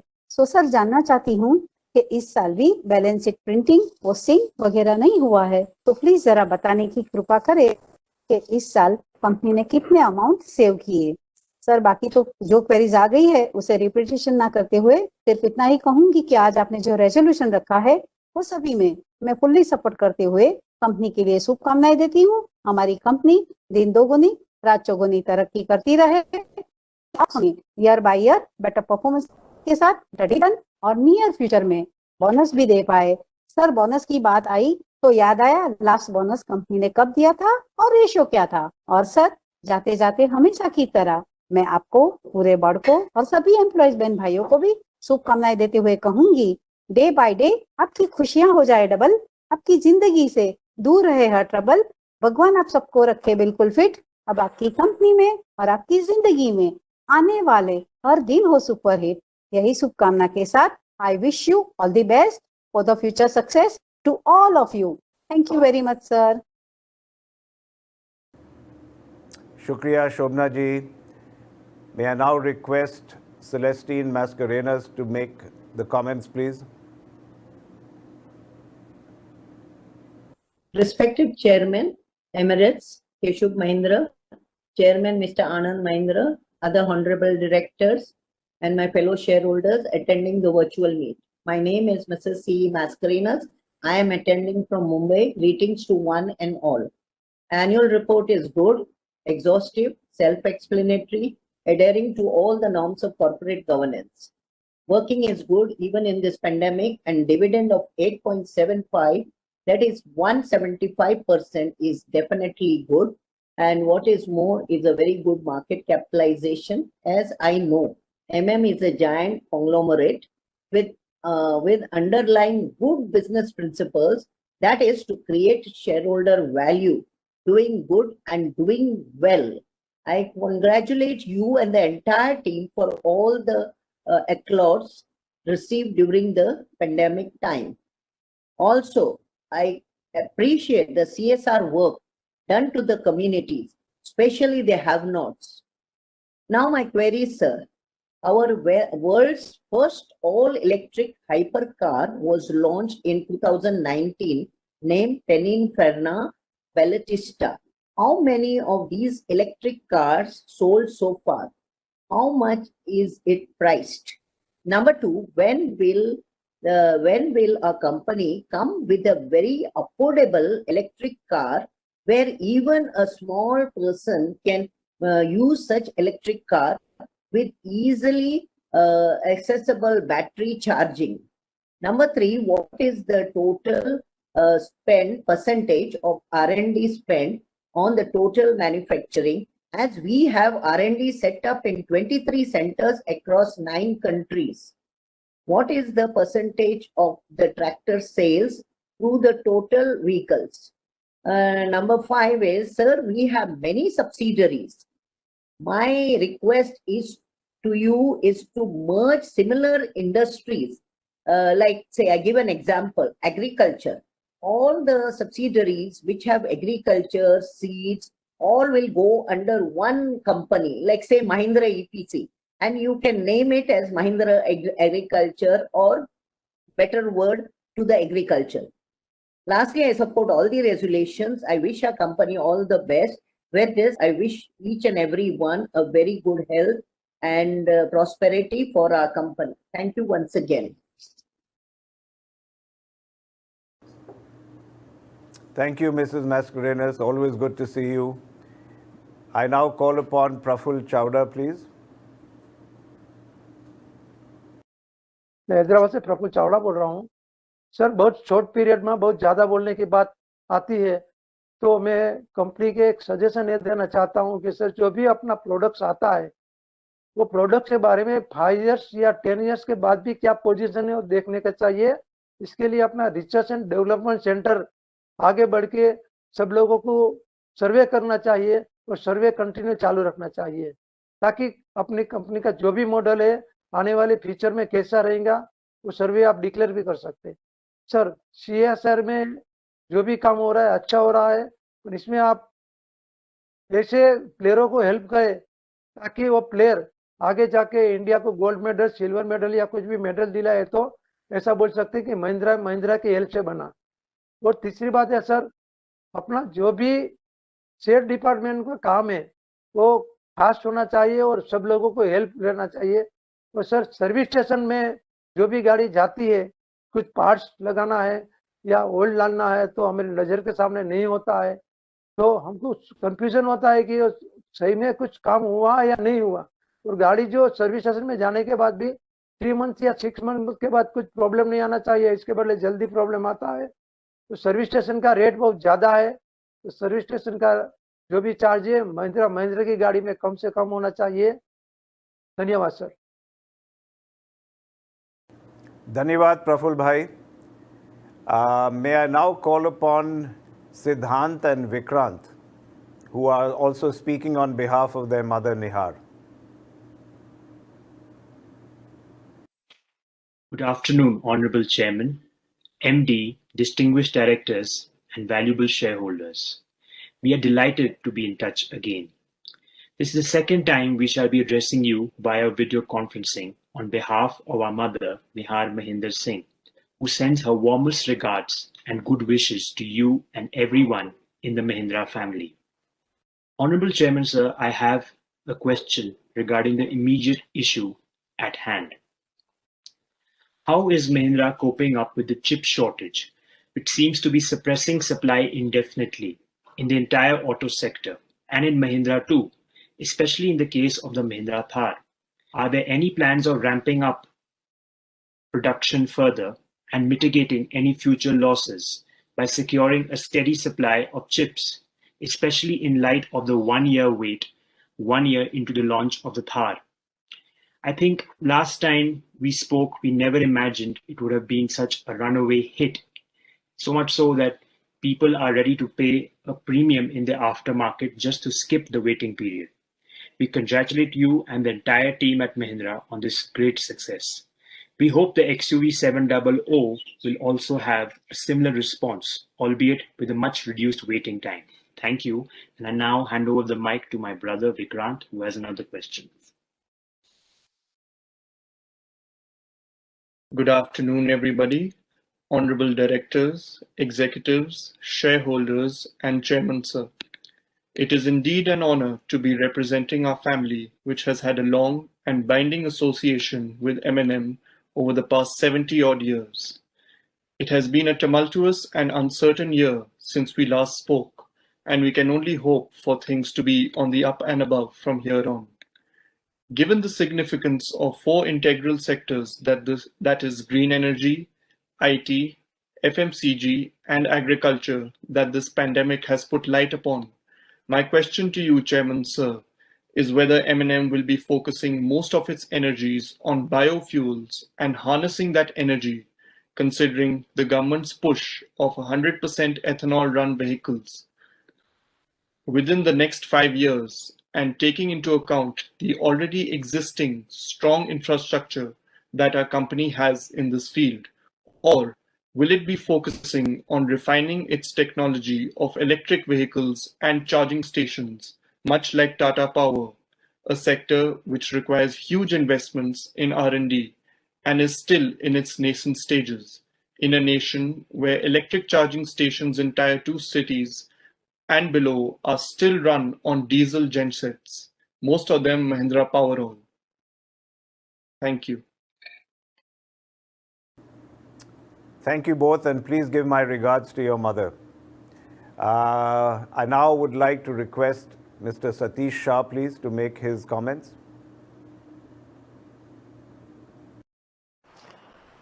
श्रीमान चेयरमैन साहब और अन्य डायरेक्टर्स, सर आपने अपनी चेयरमैन स्पीच में कंपनी के बारे में बहुत ही अच्छी तरह से समझा दिया है. Mahindra is a brilliant professional. Sir मैं दिस ईयर कंपनी का परफॉर्मेंस अच्छा रहा और आप लोग ने डिविडेंड भी अच्छा दिया, तो मैं ये जानना चाहता हूँ कि कंपनी की डिविडेंड पॉलिसी क्या है सर. और सर कंपनी ने बोनस के बारे में कुछ सोचा है, कुछ बोनस इश्यू के बारे में, और कंपनी ने लास्ट बोनस कब दिया था और उसका रेशियो क्या था. सर आज जो भी एजेंडा रखा है उसमें मेरा फुली सपोर्ट है. Wish you all the best. Thank you. धन्यवाद. I would now like to call upon Aspi Besania. Aspi, please. Chairman, sir, directors and shareholders, I am Aspi Besania from Bombay. Sir, at the outset, I congratulate on the entire management on completing 75 years. Not many companies last for 75 years in India. And that too, it has been a very good, glorious 75 years. And even after the 75 years, you're doing very well. I hope you in the 100th year, will be very good. The centenary year should be very good, and I hope we meet even in the centenary year. So everything is good in this company. There's nothing much to say. Thank you very much. But first, one question is that very often there are rumors that the farm equipment division is being merged into the listed Mahindra EPC. If you can comment on that, what's the latest on that? Because every now and then we hear such a rumor that you want to list the farm equipment division. So thank you and all the best. Thank you very much, Aspi. Always good to see you. Now it's the turn of Kirti Bhai Shah. My name is Kirti Shah. I am calling from Mumbai. Chairman sir, कैसा है आपका तबीयत आज की date में? Corona के हिसाब से पहले तबीयत पूछना बहुत जरूरी है सर। चेयरमैन सर, अभी आपने जो प्रॉफिट किया हुआ है कंसोलिडेटेड में, वो लास्ट ईयर 300 करोड़ का लॉस था, जिस ईयर 1500 करोड़ का प्रॉफिट किया हुआ है कंसोलिडेटेड वर्किंग में, और स्टैंड एलोन वर्किंग में आपने 1300 करोड़ का प्रॉफिट के सामने 269 करोड़ का प्रॉफिट किया हुआ है। तो इतना कम क्यों है, वो थोड़ा हाईलाइट करेंगे। चेयरमैन सर, अभी आपका जो दिसंबर क्वार्टर का जो प्रॉफिट है स्टैंड एलोन का, वो 31 करोड़ है, और मार्च क्वार्टर का प्रॉफिट है 48.44 करोड़। वो बहुत ही अच्छा वर्किंग आपने दिया हुआ है। तो उसकी वजह क्या है, कितना ह्यूज अच्छा प्रॉफिट किया हुआ है मार्च क्वार्टर में, और जून क्वार्टर कैसा है, और आगे आप कैसे बढ़ना चाहते हो? चेयरमैन सर, दुख की बात यह है कि इतनी साल पुरानी कंपनी और आज की डेट में प्राइस टू बुक वैल्यू है बिलो 2, और चेयरमैन सर प्रमोटर होल्डिंग आपका बहुत ही कम है, 19.45% ओनली, जबकि एफआईएस का होल्डिंग है 38.93%। जैसे भी वर्ल्ड में कोई खराबी आएगी, वो एफआईएस वाले सारी होल्डिंग बेच के जाएंगे और आपका प्राइस वापस इससे 1/3 हो सकता है। तो ये बहुत बड़ा रिस्क है। तो इसके लिए आपको एचएनआई के बुलाने की जरूरत है, लोकल इंस्टीट्यूशन और पब्लिक शेयर होल्डर को साथ में लेने की खास जरूरत है। चेयरमैन सर, 1956 की लिस्टेड कंपनी है। आज की डेट में आपका जो वैल्यूएशन है इतना सॉलिड होना चाहिए कि प्राइस टू बुक वैल्यू 10 की होनी चाहिए, लेकिन price to book value only 2 का है, वो बहुत ही कम है। चेयरमैन सर, अभी एक जो आपको मैं एक एग्जांपल देना चाहता हूँ, एसीसी का शेयर 100 रुपये का शेयर था, 25 रुपया प्रीमियम में शेयर राइट इश्यू नहीं बिका था, 125 रुपये में।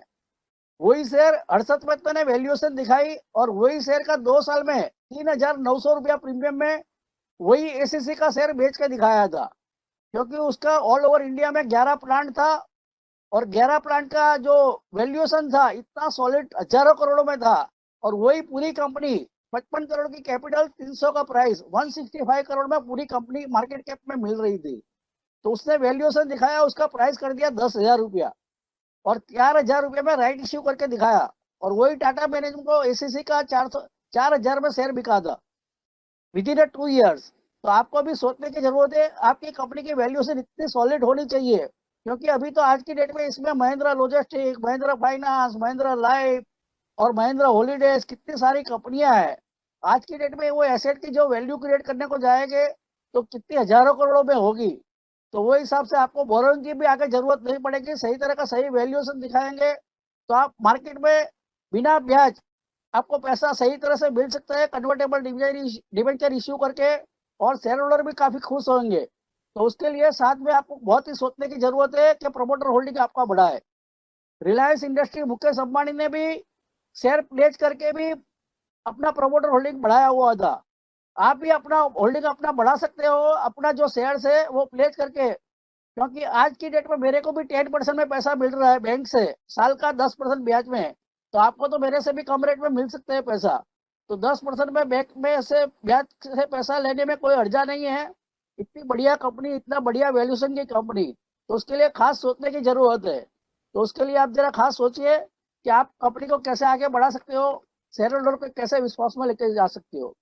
अभी जैसे एक पटेल इंजीनियरिंग करके कंपनी थी, उसका प्रमोटर होल्डिंग ओनली 19% था, और उसने राइट इश्यू निकाला 9 रुपीज की प्राइस में, और मार्केट प्राइस भी 9 रुपीज था। किसी ने शेयर इश्यू भरा नहीं, और प्रमोटर ने अपना होल्डिंग कर दिया 60%। 40% इक्विटी बढ़ सकती है ऐसा राइट इश्यू से भी। तो आपको खास सोचने की जरूरत है। तो उसके लिए जी भी जरा सोचे। Wish you all the best. Thank you very much. धन्यवाद कीर्ति भाई। और अब बारी है mister Sharad Kumar Shah. Chairman sir, good afternoon. I become a shareholder of Mahindra and Mahindra from Nissan's shares when that time 407 was very popular model. And what I observed, sir, the page number 14 is a very good page for shareholders to know that 2002 to 2018 how our share price has gone up, and then from 2018 to 220 the price has fallen. But again in this financial year it has picked up. So promoters holding is 18.89, sir, and this was a good chance or opportunity for promoter to increase the holding. When I refer page number 218, this shows the standalone performance is very bad, but our debit equity ratio increased. Our borrowing is increased to 7,070. But when I see page number 296, it is a consolidated performance, and the consolidated performance is earning per share is increased by 16 times. So it is really good performance. And when I refer page number 125, it gives me what is industry's total industry's production, then MMM production and MMM market share for FY 2021, which is good information. And what I'm looking, sir, I refer to one page number 134 and request you to register my order for atom. And why we are manufacturing 4-star PVs when Apple manufactures espresso as 0-star, and it is not. It looks like that the government has not asked us to manufacture 4-star, 5-star car. So otherwise, it increases the price of the car. And another thing, sir, number of employees is not mentioned in the balance sheet. Another thing, what I look for is the equity history, and I request you to look into the finance review of Vedant, page number 124 to 154, so that you can add this type of information in the balance sheet. Thank you, sir, for giving me opportunity. Thank you.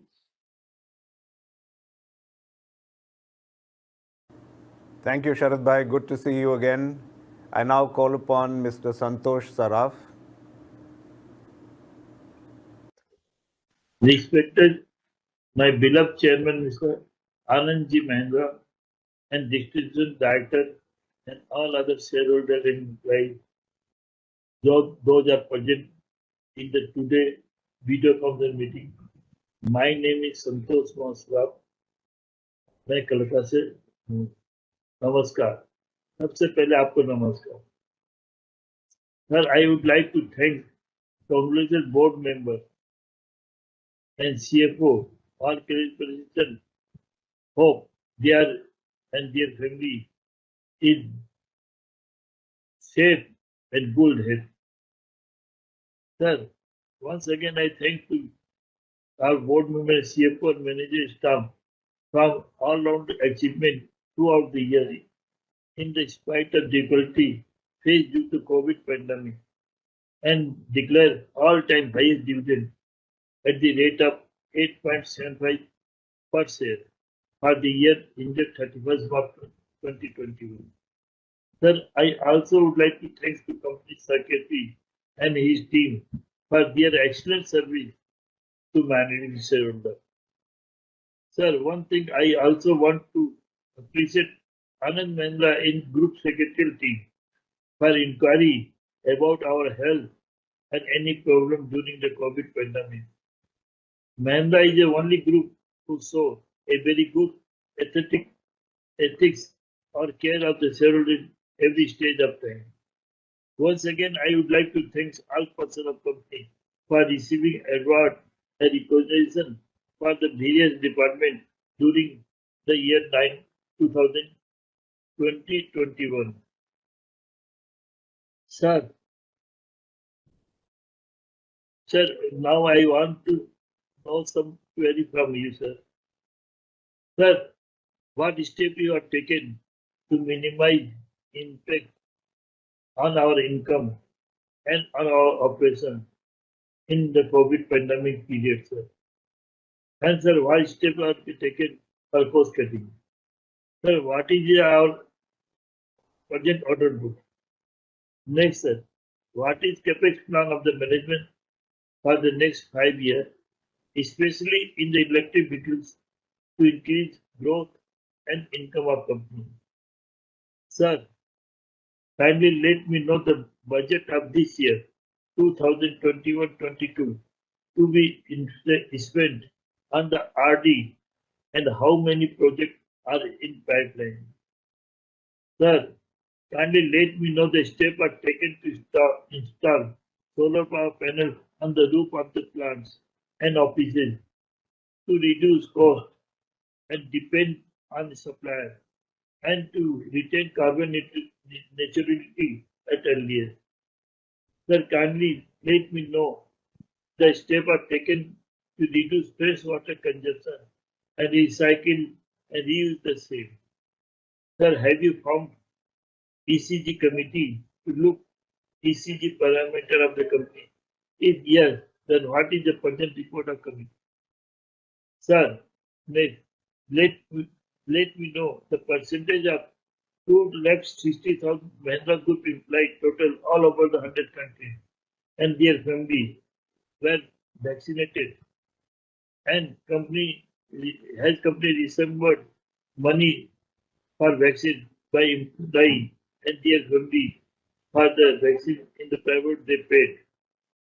Lastly, sir, I wish all our board directors, manager person, employee and other stakeholders and their family happiness, wellness and prosperity in the year 2021. Sir. Lastly, I again request you, sir, the video conference meeting is very good and all India shareholders can be participated and less risky, sir. So I request you to continue with this meeting. If you held in physical, please hold video meeting for 20 to 25 minutes for all one in the show. Thank you, sir, for giving us this time. Jai Hind, Jai Bharat. Namaskar. Thank you, Santosh Bhai. Good to see you again. I enjoyed your comments in the Tech Mahindra AGM as well. And finally, may I call upon Mr. Mukesh Ajmera to make his comments and ask his questions, please.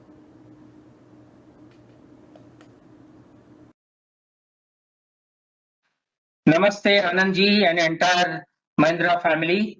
It's a delight to be with you virtually. I met you a couple of times long ago. Praying for all departed souls across India and world in the worst pandemic in human history affecting only humans out of 84 lakh life species on Earth. Congratulations to M&M's Platinum Jubilee and many laurels and accolades earned over the decades. Helping people rise is an excellent initiative while rising itself. Core values and purposes are very laudable across 22 industries, yet with people first as the focus. Very few companies inspire pride in them. M&M is one such company along with Infosys, Hero Group, Biocon and a handful of others. Rise and make others rise too is a lovely philosophy, just like live and let live. Paucity of time prevents elaboration through, though there are many things to shower praise upon M&M. Proud that M&M has several initiatives to take care of and be mindful of what I call as middle line, which is all its stakeholders, especially customers and even investors, along with top line and bottom line. Anandji, you are undoubtedly amongst a handful of select top corporate leaders in India, whom all stakeholders and people of India can really be proud of. Sadly, soon you may become passively involved after steering the group so beautifully well for many decades. But I strongly urge and request you for a much bigger role for our country and humanity as follows. Indian corporation groups are a privileged lot and can do a lot more for not only their stakeholders, but larger role for India's massive development like China's and well-being of people in a variety of areas. Some of them are water deficiency is a time bomb ticking on the country besides globally. It's a subject close to my heart as much as yours for 25 years and have been doing my bit. Road safety is in India is the worst globally. I strongly feel many corporates need to do a lot more. Those involved in all types of vehicle manufacturing. Only human beings of all life forms on earth are bestowed with sixth sense of reasoning and logic, which can very well be used to make life easy, simple, and copable for Indian people and investors, which is not happening at all. Our Prime Minister has already scrapped hundreds of such British laws which were being faithfully followed and still are by some vested interests and some companies even after 75 years of independence, the same time and age as our company. Prime Minister has also been concerned about ease of living, but that can happen only if people of the country have ease of investing, having access to their own wealth, which can even lead to ease of dying as well. Everything is interlinked. For example, highly discriminatory, a century-old Indian Succession Act 1925 is applicable against majority population of Hindus, Jains, Buddhists and Sikhs, and for people of Bombay, Madras and Calcutta, the ex-presidencies of British era, who have to get a probate for transmission of shares, even if there is no dispute amongst legal heirs and no objections are given by all of them. And there are some companies who use these against lifetime investors and harass them despite complying with all requirements except probate. Besides this, there will be an unknown mind-boggling sum of non-transmitted shares which have got buried without their value being realized by people whose family members have left these shares in mutual funds. Most probably there is no record of this, not even in IEPF, which has only unclaimed dividend but not claimable shares. Reaching out to the descendants and legal heirs of the deceased investors.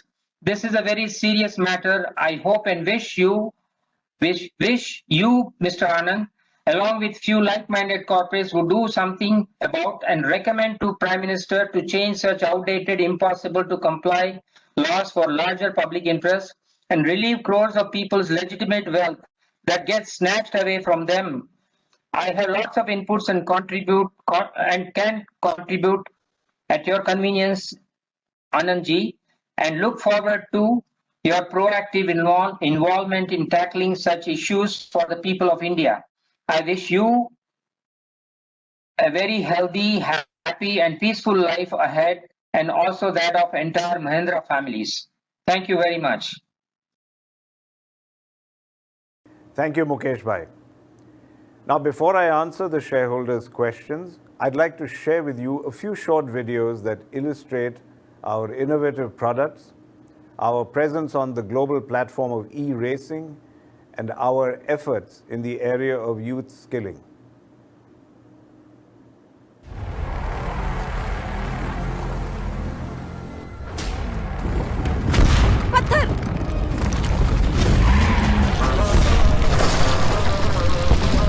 ये पत्थर इस पहाड़ का क्या बिगाड़ लेंगे?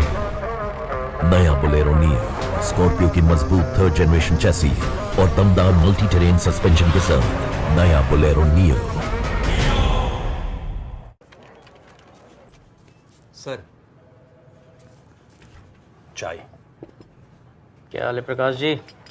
घर पर सब कैसे हैं? बाकी सब तो ठीक है साहब। बिटिया को 3 महीने का कंप्यूटर कोर्स करने का शौक था, करवा दिया। अब शादी करवा देंगे। आपकी नजर में कोई अच्छा लड़का होगा तो बताइएगा। मैडम, चाय।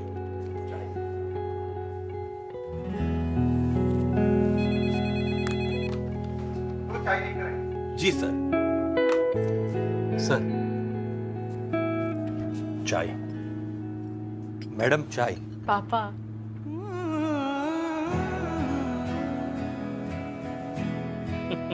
देखिए प्रकाश जी, मेरी नजर में कोई लड़का तो नहीं, पर नौकरी जरूर है। मिलिए हमारे ऑफिस की नई प्रोग्रामर एनालिस्ट ट्रेनी से। Thank you sir. Thank you. इसकी काबिलियत की वजह से सेलेक्ट किया गया है इसे। आपकी एक स्किल आपको बहुत आगे ले जा सकती है, इसलिए हम सालों से लाखों बच्चों को अलग अलग स्किल सिखा रहे हैं और उनकी कामयाबी के किस्से बढ़ते जा रहे हैं। स्किल है तो फ्यूचर है। मैडम चाय।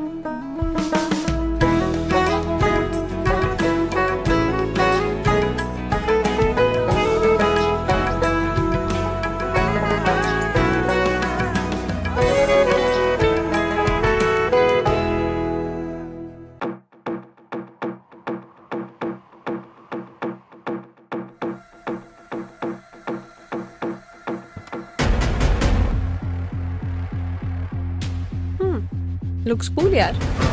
लोग कहते हैं मुझ पे गई है। चले।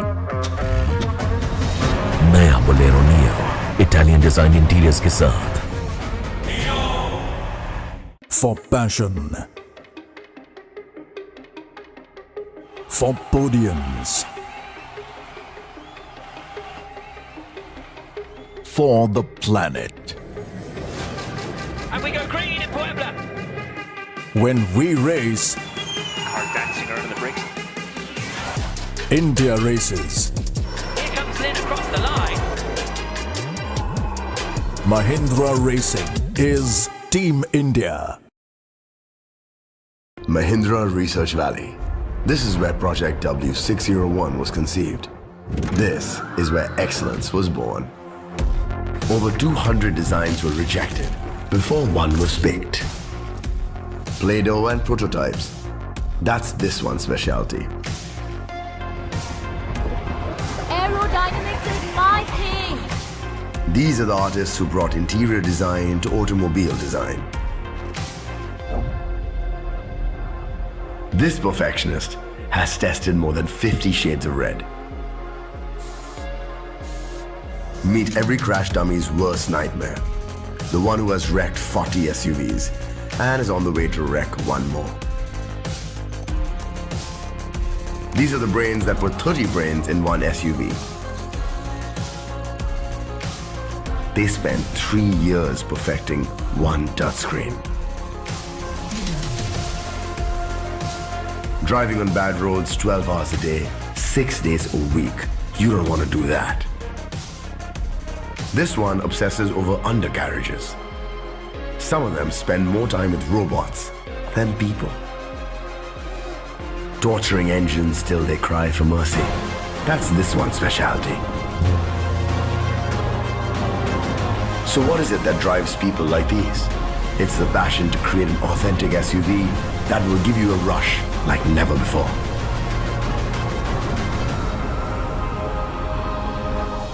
Hello, XUV 700. I will now start answering the shareholders' questions, beginning with the questions from Mr. Arun Kumar Bopana. Arun, you asked questions about electric vehicles. Well, we've always been leaders in electric vehicles for many years, and even today, if you were to include the last mile mobility solutions, we sell more electric vehicles than anyone else in the country. And that is being unfortunately overlooked. We see this happening in 2 phases, though, in terms of the trajectory of electrification. Phase 1 is around last mile mobility, which is 3-wheelers and smaller 4-wheelers focused on load as well as passengers. So here the cost of ownership is better than conventional vehicles. There's no range anxiety because they have the range they need, and infrastructure is not really as relevant because these are smaller batteries which can be taken out, swapped, or charged anywhere. So we see this segment really taking off over the next 2 years, and in fact, entering India into the electric age, if you will. With the introduction of the Trio load in FY21, we are the leading players in the 3-wheeler EV space with a complete portfolio of electric passenger and load vehicles. We've had some exciting tie-ups with Amazon and Flipkart, and plus there's a huge export and global opportunity in this area. Somehow these achievements of ours are being overlooked. We intentionally decided to take up this segment in our first thrust for electrification. The second phase is four-wheelers, and that's going to be a slightly longer-term story. We would say 3 to 5 years is a fair horizon for it to start coming into its own, because the cost of ownership is really not as good yet. And we still have to do much more work on being able to charge faster, on being able to provide infrastructure that buyers will need. We have committed, however, for fresh investments of 3,000 crore rupees in the next 3 years for our future EV strategy, which includes SUV, ICE-derived or internal combustion engine-derived EVs and born EVs, which means brand new EVs. We will continue to evaluate what is required beyond that as we go through the first phase, and we have EV technology carved out as a separate vertical, and we've hired an industry veteran, Dr. Uli, to head that. Your next question, Arun, was that, and I'm answering that one. We are partnering up for key cutting-edge technologies and for building capacities to fortify our future for the SUV portfolio. And particularly regarding our EV investment strategy, we're going to engage in a lot of partnerships. And we will leverage these investments made by big suppliers on subsystems such as battery management, thermal management, and so on. Our EV investments focus on creating a wow product portfolio. So some will be towards electrifying our ICE offerings, and some will be towards creating the born electric platform, where we are doing a detailed evaluation of make versus buy. Your next question was about urban infrastructure. And there, our Mahindra Logistics business is currently developing a network of warehouses across India in Tier 1 and Tier 2 locations. And these facilities will provide livelihoods for over 3,000 people on a continuing basis. In addition, we also currently support 7,000 to 8,000 people seasonally during the year through our business partners. And to support this, we've launched and are expanding skill development program initiatives in conjunction with industry bodies. In FY20 and FY21, over 1,000 warehouse operators have been trained under the Pradhan Mantri Kamgar Vikas Yojana. One of our focus areas is to promote recruitment and livelihoods for women, people with disabilities, and LGBTQ communities. We continuously deploy skill development programs for truck drivers focused on creating employability and safety, and we've trained over 12,500 drivers in the last 3 years. Our Alight Mobility division works with nearly 5,000 car drivers and partners. Our Driver Come Owner program, DCO, promotes economic empowerment of drivers by helping them also become asset owners. And Mahindra Lifespaces has an affordable housing business called Mahindra Happiness, which has had some successful projects in Chennai, Mumbai, and Pune. We expect this segment to be one of the growth drivers of the company, with the potential to reduce social and affordability gaps. Now, for the next question that you asked, while preparing our strategies for our business, we ensure that we understand our customers well, so that our products and services can be catered to their needs. We offer products, which are at different prices with different features, so that they appeal to different segments of customers. For example, when we developed our new Thar, we designed it in such a way that it appeals to a larger section of car lovers. As a result, we've seen that product attract bookings of over 50,000 vehicles within the first 6 months. When you go to Mahindra Holidays, we are looking at different options that appeal to youth. In Mahindra Lifespaces, we are scaling up our business in affordable housing. So please rest assured that the company is mindful of changing customer preferences, especially youth, millennials, and working towards offering the right product. Your next question was about the innovations we can expect for autonomous and driverless technology. And let me say that as a part of our product technology roadmap, M&M is already working on advanced technologies, level 1 autonomous driving and human-machine interfaces to enhance customer experience on wheels. The upcoming XUV 700 is geared to raise the bar on almost science fiction type technology. as well as a spirited performance with very innovative features such as electric smart door handles, driver drowsiness detection, and so on. And more will be disclosed during our upcoming launch. Next, you asked about M&M R&D doing in the space of innovation and reliability in digital cockpits. Well, Mahindra Research Valley at Chennai has become the cradle of our innovation, with a team of 300 plus engineers working on advanced electrical and electronic technologies. There's a dedicated team of experts enabled with latest automation tools and test facilities, focusing on electronics and software to make reliable digital cockpit solutions. We've also got partnerships with large supplier ecosystems supporting our software, such as Vistion for smart core, intelligent infotainment, Bosch for connected cars, AVL for powertrain, and so on. We have a team called MADE, which stands for Mahindra Advanced Design Europe. And that team based in the UK is working on creating advanced human-machine interfaces to enhance customer experiences. Your next question, you asked about steps and investments in automation in AI and IoT to improve skills for the next decade. Well, we're working on building what we call a self-management culture to make our shop floor future-ready, since digital factories will need lesser supervision. There's an extensive use of automation and robotics. Cobos, they're called collaborative robots, which work side by side along with humans on the same line at our shop floors. In the areas of training, maintenance, and setups of equipment, we started using augmented reality and virtual reality. We are creating a digital thread connecting all our critical manufacturing assets. On the IoT in SUV connected car side, M&M is working on global supplier partners like Vistion, Bosch, Amazon, etc. to make SUVs more intelligent, safe, and efficient. And as far as IoT in tractors is concerned, which is our farming as a service, that vertical is focused on precision farming, on Krish E, agronomy advisory with DigiSense connected tractor kits to empower farmers. Your next question was about fast-changing competition challenges. A lot of challenging questions, Arun.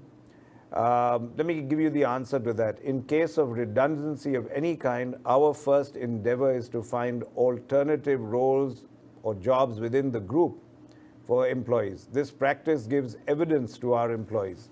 Sorry, I would say not evidence, confidence to our employees.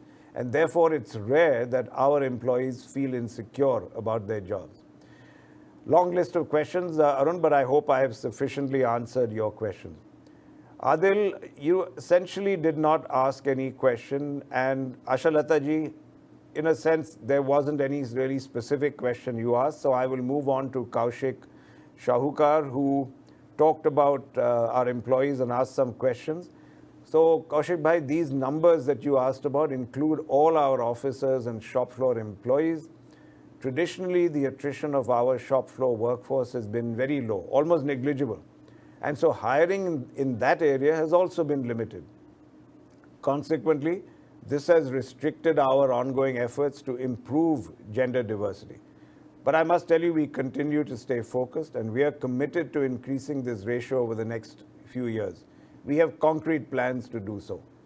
And among officers, the white-collared workforce, the percentage of women officers has increased to around 7%. Not good enough by far, but we plan to improve this further. As a result of our focused approach, the percentage of women hires in the white-collared workforce has been around 15% over the last 2 years. And of course, we aspire for far greater levels of diversity and inclusion in our organization, and we've undertaken many initiatives towards that approach. I'm moving on to Humayun Purdehi. Humayun, you really didn't ask any question again. So I'll move on to Tamal, who did ask many questions. So your first question, which was to do with SsangYong and South Korea. Tamal, we have recognized reasonable management estimates for provision after due consideration. So we believe that it's enough to cover us for negative consequences based on the facts currently available.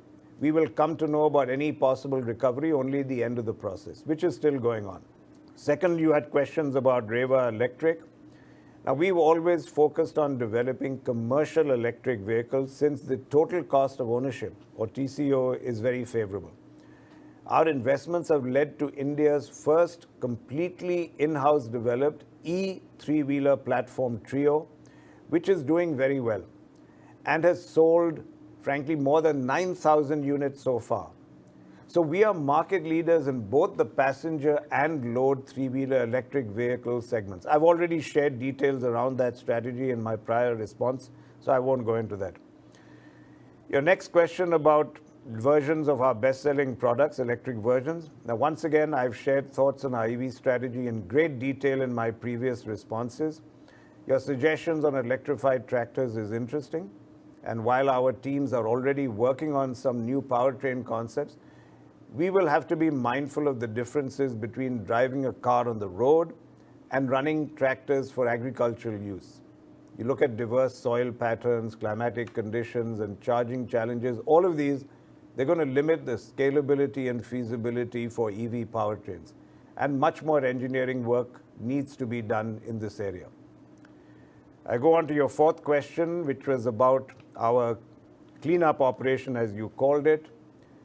As we've consistently mentioned in our investor communications, the bulk of our capital allocation actions have taken place in the last financial year.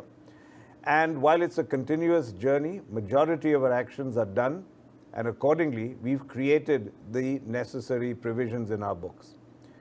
Your next question, Tamal, was about the proposed merger of Mahindra Retail with other companies, and my answer very simply is that there are no accumulated losses, and hence we will not have benefit of past losses during F22. Your next question about Carnot Technologies. M&M has made strategic investments across the globe, including in Reson, a Canadian predictive analytics company, in Gamaya, a Swiss hyperspectral image analytics company, and Carnot, an Indian AI-enabled agri-IoT company. We've been closely working with the team and have developed Simha telematics kits. And this helps small rental tractor entrepreneurs and enterprises to take the guesswork out of daily operations and to provide powerful insights.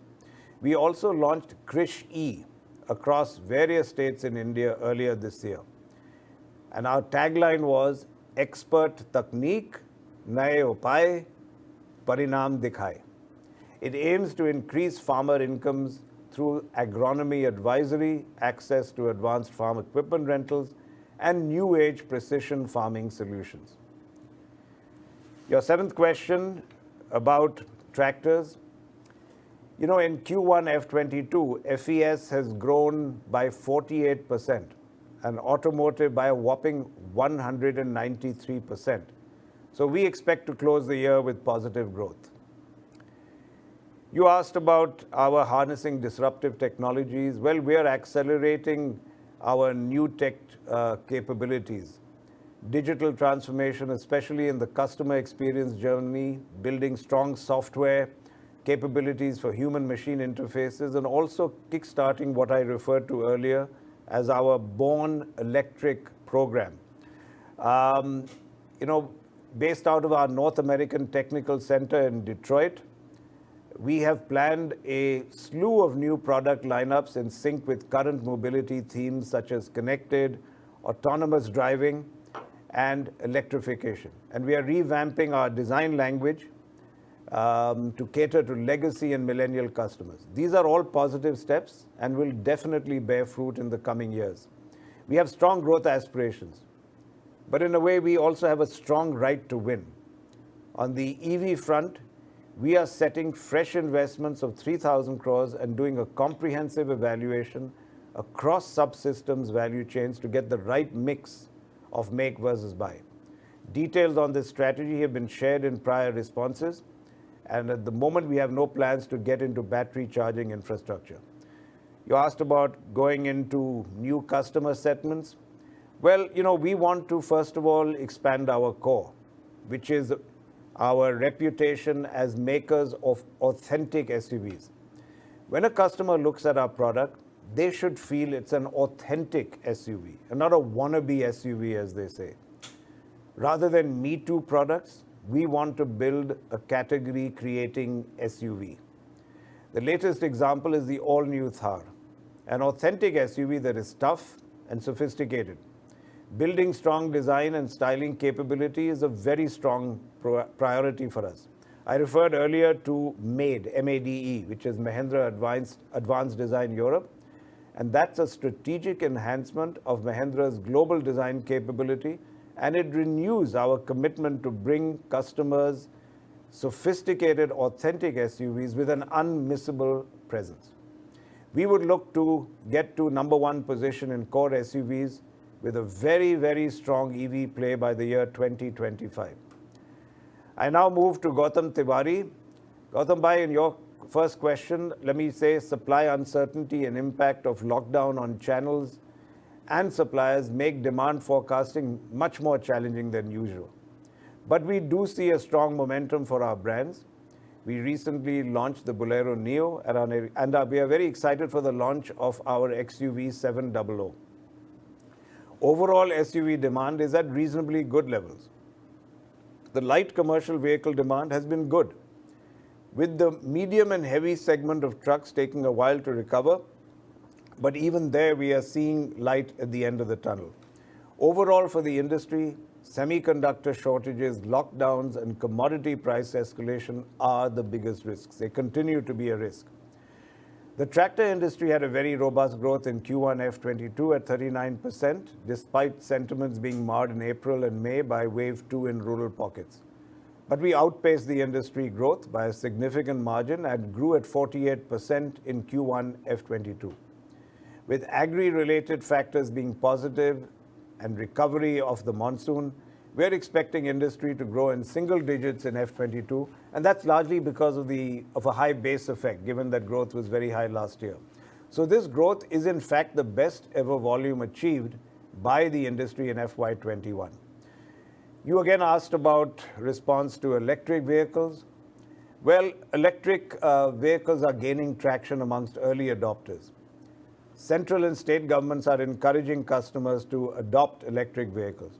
And also, given the different driving experience and performance attributes that EVs offer, we're expecting more customers choosing EVs in coming years in the personal vehicle space, leading to a 30% market conversion by the year 25 to the year 2030. Now, I've talked in great detail about our overall EV strategy in my previous responses, so I won't elaborate any further. Then you had a question about our employees. You know, the My Seva platform was launched on 2nd October 2020 as part of our 75th year celebrations to recognize individual acts of goodness carried out by employees across the Mahindra Group in their personal capacities. Despite the pandemic, associates from 17 Mahindra Group companies registered on the platform. Over 5,000 associates have to date contributed 62,950 person hours of volunteering through this platform. And the activities range from planting trees, donating blood, educating underprivileged children, providing care to the elderly, promoting health care, and animal care, to name just a few. In addition to the My Seva platform, the company had launched Employee Social Options, ESOPs, in our 60th year. That was back in 2005. Now, as part of those ESOPs, organized volunteering activities are conducted to channelize employee skills and their time for maximum impact on the community. Since its inception of this program, more than 3.6 million person hours have been invested in social causes by our employees through this platform. You asked about the priorities of our company. Well, we follow people, and we follow a people-first approach in business. The safety and well-being of our employees will continue to be our utmost priority. As a preventive safety measure, we organized COVID vaccination drives for our employees and their families. And to share the burden of families who may or may not have been impacted by COVID-19, we have a family assistance policy. To ensure safety at the workplace, all social distancing norms and disinfectant control measures are operational. Meanwhile, we have a very robust remote working policy for the roles which can be performed remotely. We have teams of doctors at all locations. The company provides medical support like quarantine centers, COVID care support. And we've also got tie-ups with hospitals and agencies to provide support for employees being treated at home through companies like Nightingales, etc. You asked about the current difficulties being faced. Well, there is an India supply disruption. So timely availability of the right model mix was a challenge. Challenges on supplier components, especially for higher HP tractors due to capacity constraints at the vendor's end. And then there were global supply disruptions, which you may have been reading about. Semiconductor shortages. And localized lockdown induced many challenges, such as shortage of power steering pumps and larger tires due to localized lockdowns. Also impacted were the channel manpower availability, logistics transportation challenges due to international and domestic border closures. Now, currently the operational restrictions have been eased in many parts of the country and the company. We do face some shortage in availability of critical raw materials for automobile manufacturing, like semiconductor chips. At some places where there is a restriction in the number of hours of operation of our showrooms, we do face some impact on demand. But of course, let me say clearly, we see these restrictions as necessary steps required to fight COVID and to protect ourselves against any future waves of COVID. You asked about how we continue to rise during tough times. Well, during the last year, we undertook some important initiatives, not only to tide over the crisis, but also to emerge stronger. First, we ensured that we have enough cash to sustain our operations, to pay our associates, and other statutory dues, even if the company was not able to operate for 6 months or more. That's how we planned. And we took temporary loans to ensure that the company's liquidity position always remained strong. We also ensured that our business partners have access to finances to tide over the crisis. And we ensured that our associates work in a very safe environment as and when we opened our factories. We provided all possible medical and financial assistance to our employees and their families who were affected by COVID.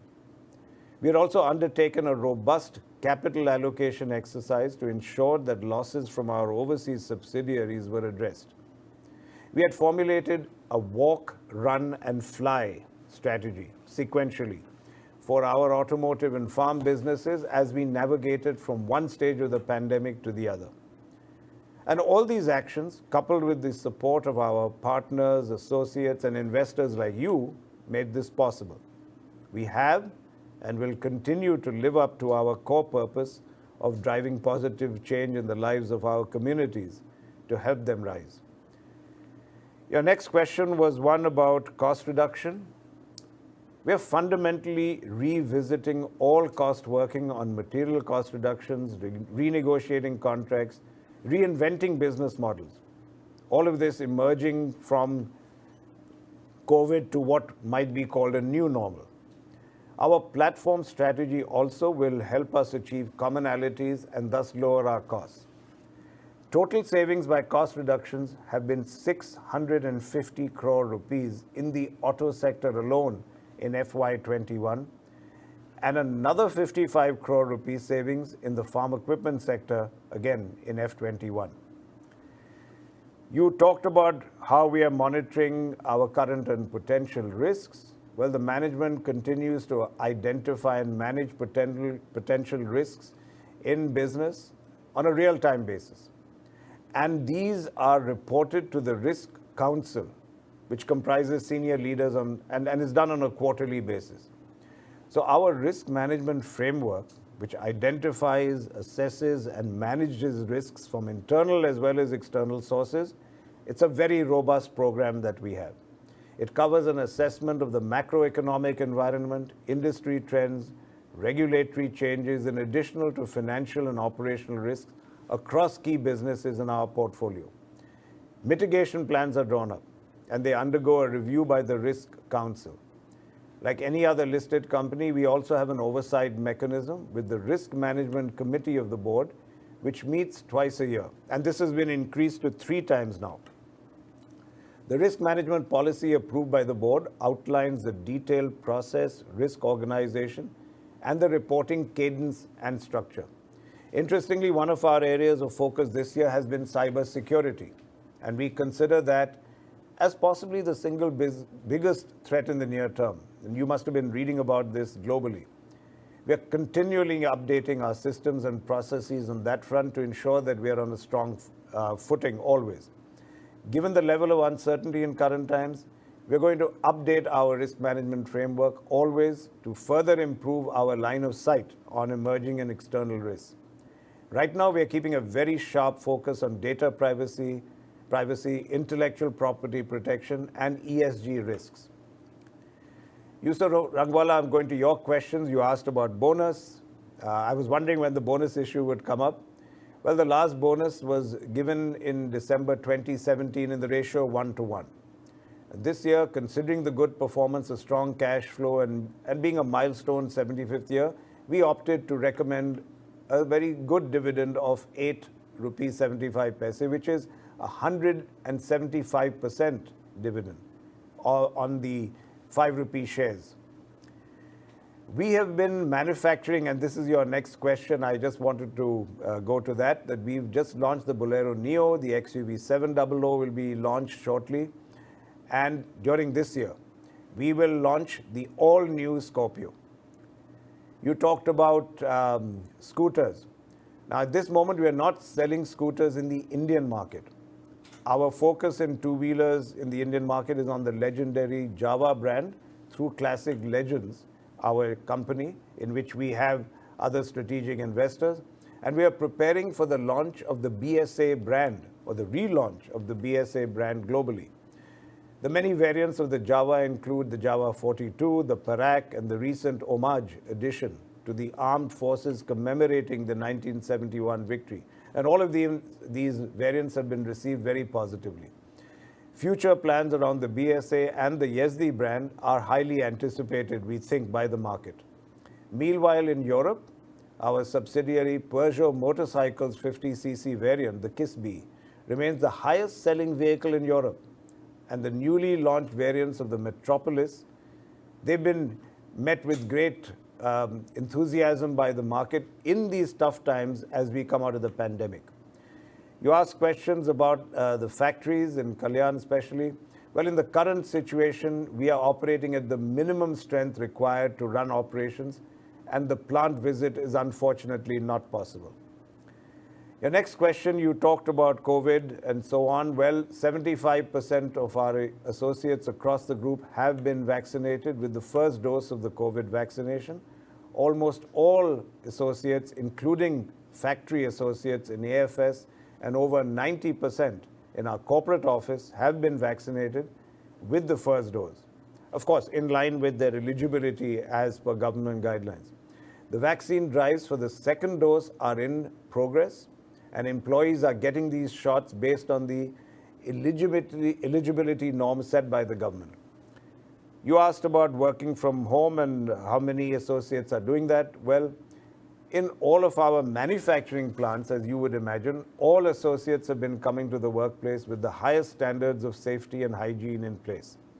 But associates in non-manufacturing areas in roles which are possible to be performed remotely, they have been working from home.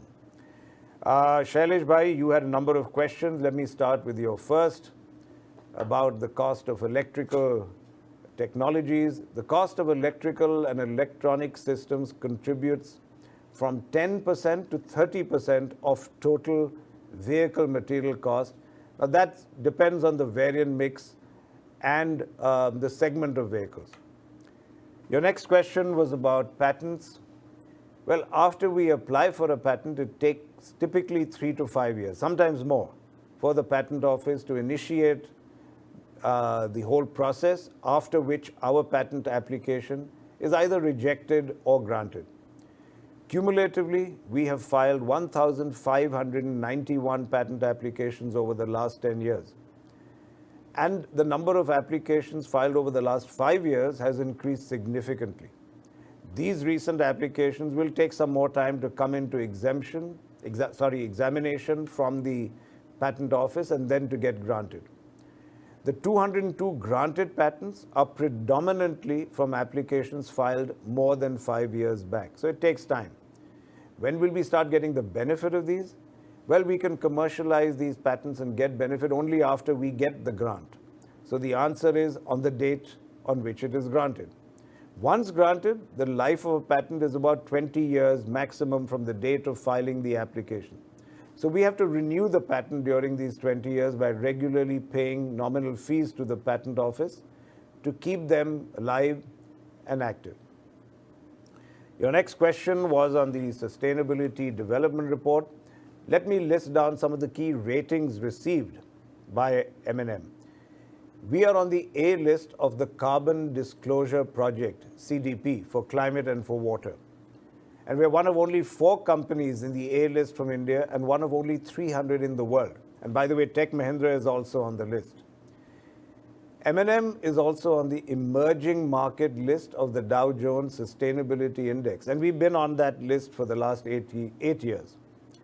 M&M was the highest ranked Indian company with a worldwide rank of number 17 on Wall Street Journal's list of the 100 most sustainably managed companies in the world. And in India, CRISIL, the rating agency, recently released ESG ratings by business sectors, and M&M is the highest rated automotive company on their list. We work very closely with suppliers and dealers to enable them to adopt sustainability practices. As a result of our work, M&M is featured on CDP's Supplier Engagement Leaderboard. And inclusion on this list demonstrates that a company is proactively working with suppliers to ensure that sustainability is present in every part of the value chain. Your next question was about electric vehicles. And I've talked a lot about that, but I'll add some color to that, some more color right now. In the 3-wheeler version, we have launched the Trio Auto and Trio Zor, and both have received very good traction in the market.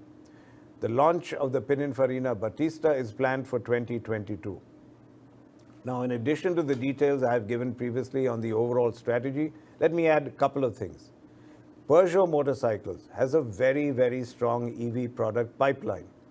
Following the successful launch of the e-Ludix, which interestingly was designed in France and manufactured in India, development continues on the e-Street Zone, which is expected to be launched in 2022. This will be followed by 2 platforms with up to 4 EV launches over the next 3 years. And these products will have B2B variants as well as B2C variants. And they're going to deploy telematics and fleet management software.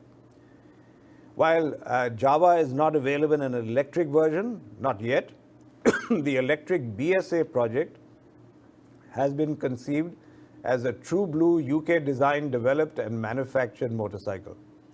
The project is a partnership supported by the APC of the UK, and it will bring in benefits accorded by the UK government as an inward investor. And we have a specialist consortium of partners led by BSA in developing this electric version of that legendary motorcycle. The project has kicked off with a technical team on board in the Midlands region, which is the epicenter of EV development expertise in the UK.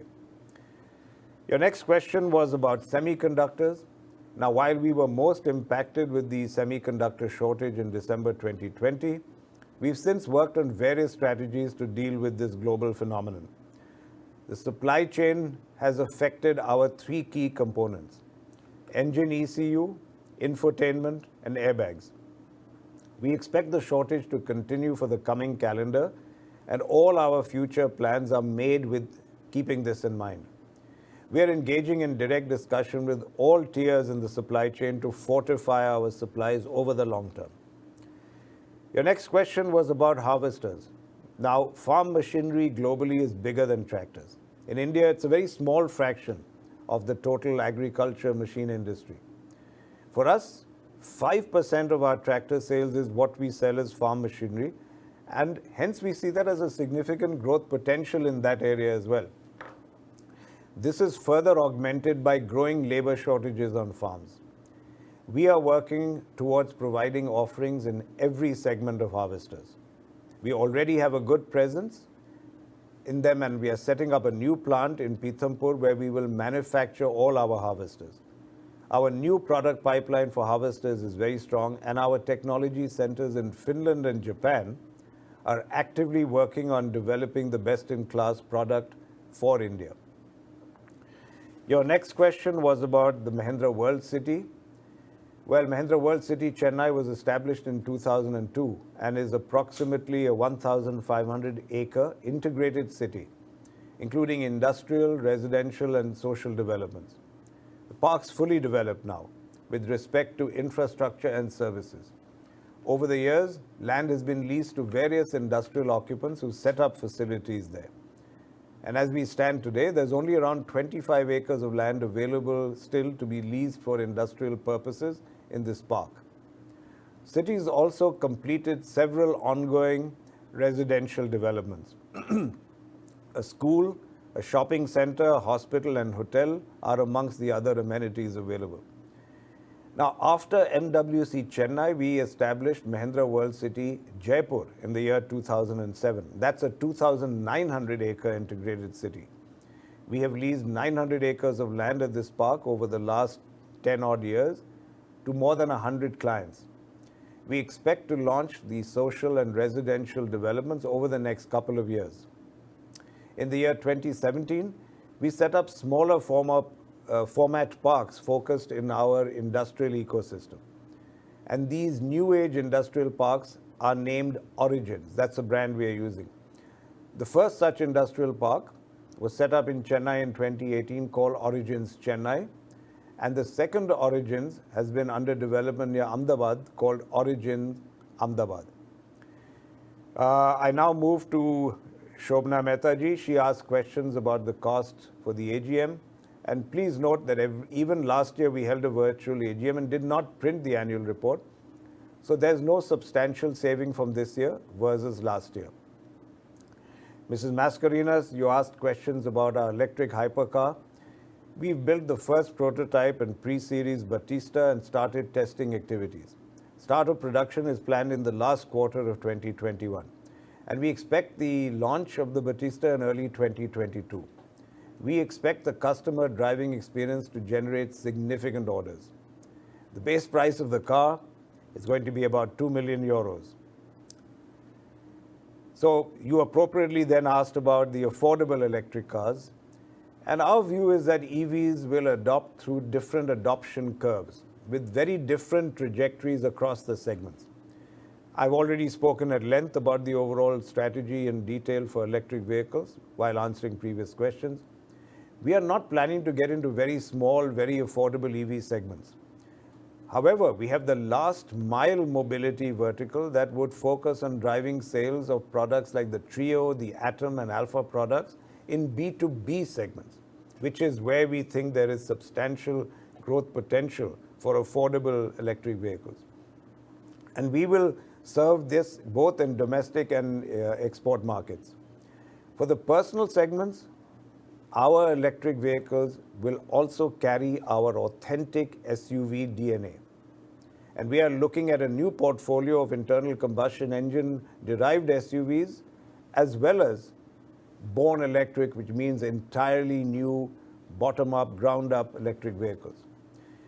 Your next question was about percentage of R&D spend. Well, the company spent about 2,160 crore rupees, which includes 1,007 crore rupees of capital expenditure on R&D work during the year.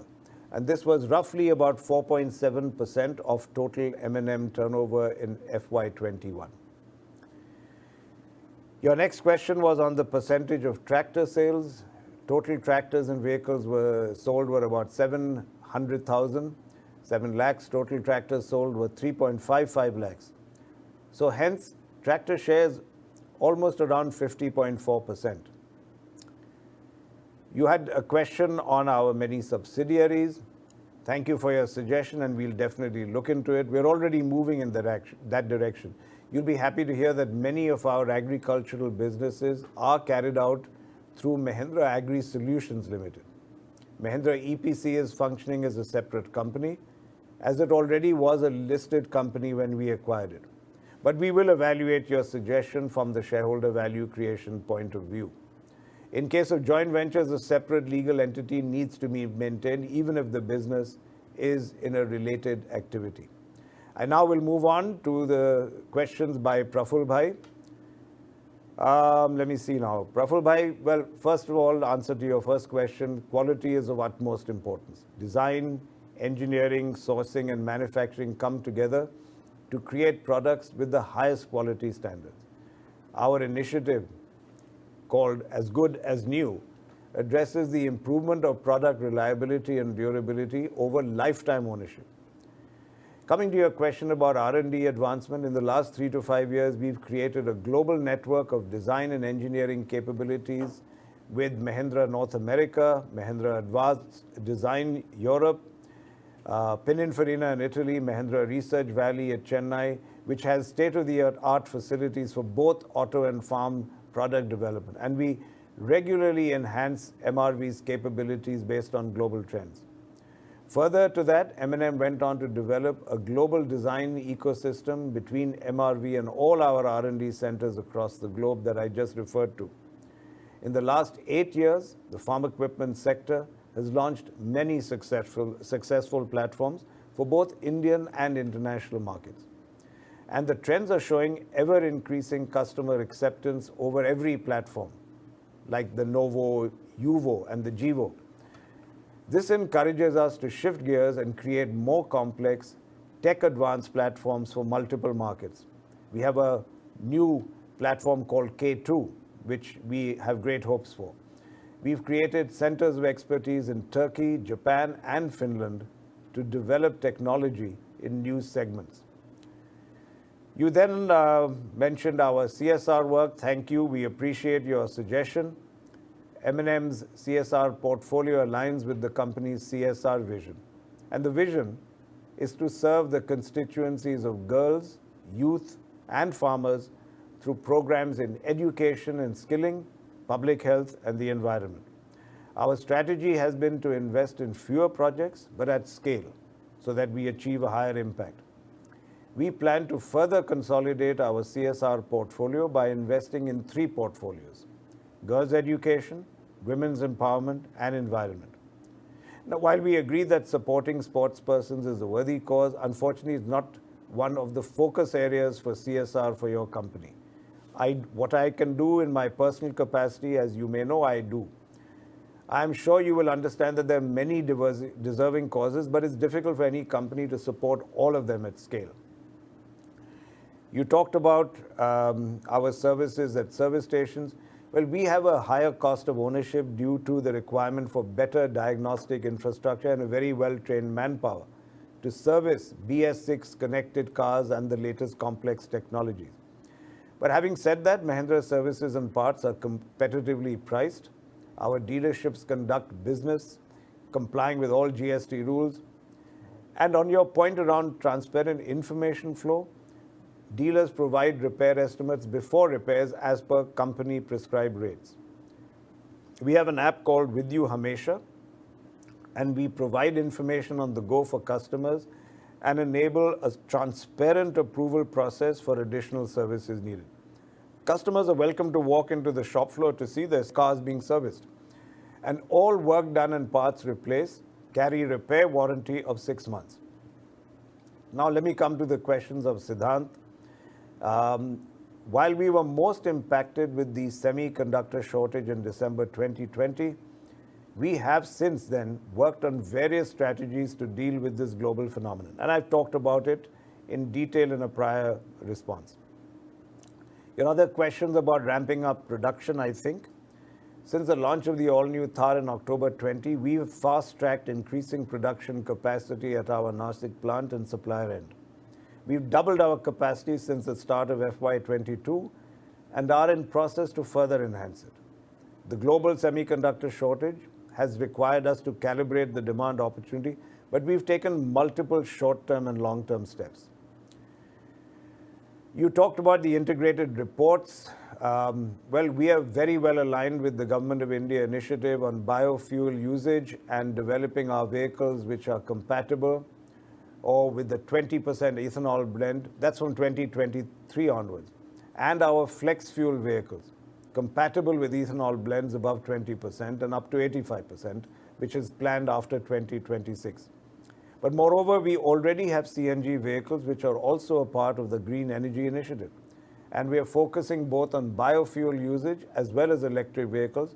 In line with market trends, though, our main focus will be on our EV strategy. We've already committed, as I said before, investments of 3,000 crores for that future strategy. I will now move to Mr. Satish Shah. He talked about dividend policy. As per our dividend distribution policy, the endeavor of the company is to maintain our payout ratio in the range of 20 to 35% of the annual standalone PAT of the company. You asked about bonus issues, and as I referred to earlier, this will be a board decision at an appropriate time. And I referred to when we had given it earlier, and I also talked about how for this year, to observe our 75th anniversary, we've given a very handsome dividend. Again, you asked about the last bonus issue. I said that earlier too. It was given in December 2017 in the ratio 1:1. Aspi, you talked about the farm sector and its merger. We don't comment on such rumors, but let me just say categorically, there's no proposal under consideration right now to merge the farm equipment business with EPC. Kirtibai Shah, you talked about our profit. Well, while the standalone profit was impacted due to the COVID lockdown in the initial months of F21, the consolidated profit at 1,512 crores is mainly on account of overall improvement due to the turnaround of operations of the international subsidiaries of the auto and farm sector, as also through the capital allocation actions that we took during the year. You asked about the June quarter performance, and as you are aware, we completed our board meeting today for Q1 F22, and you can refer to our press release for the details. Areas for future growth, again, it's about our electric vehicle strategy, and I've talked elaborately about that while answering previous questions.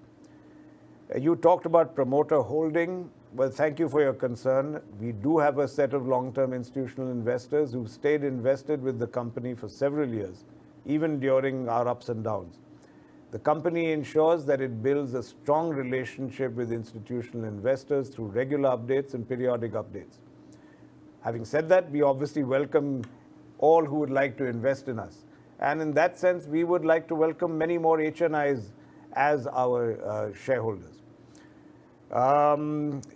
We talked, I think I want to Sharad Bhai Shah, we are talking about safety ratings, and achieving the best in class safety ratings brings us competitive advantage and lifts the brand image of selling safer cars in the market.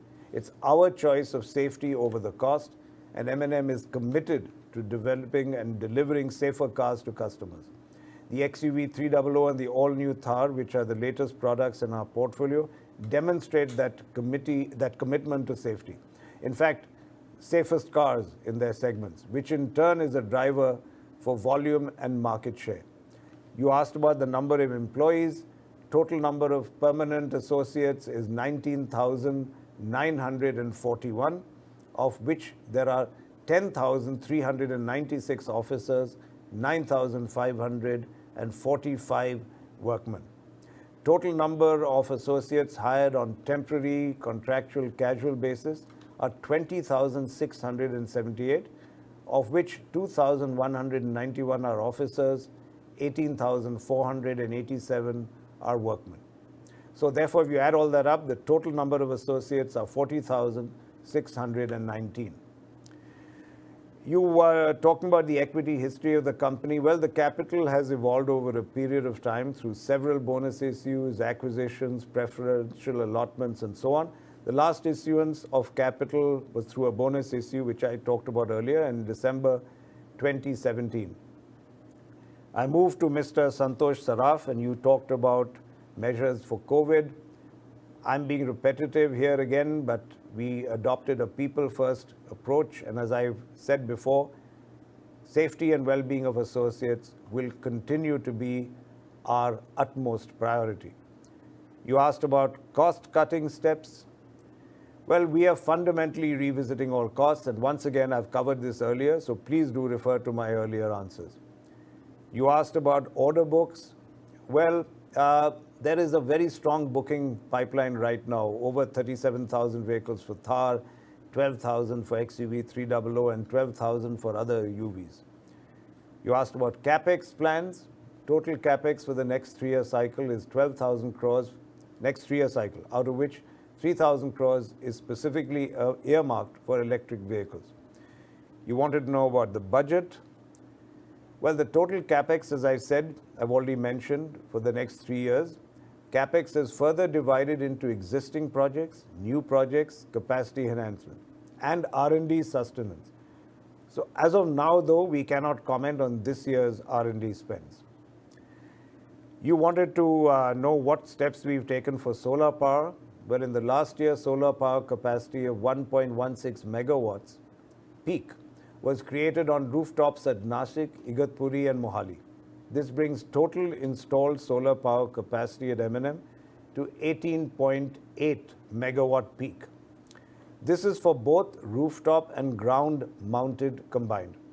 We also have a 10 megawatt peak of wind energy installations, and in addition to this, we've entered into an agreement to source 58 megawatt peak of solar power through a group captive initiative which is being implemented now. And we expect it to start supplying power from December 2021. All of this together will ensure that 45% of M&M's electricity consumption will come from renewable sources. You asked about freshwater consumption. We believe in being water positive and harvesting more water than we are using for a sustainable future.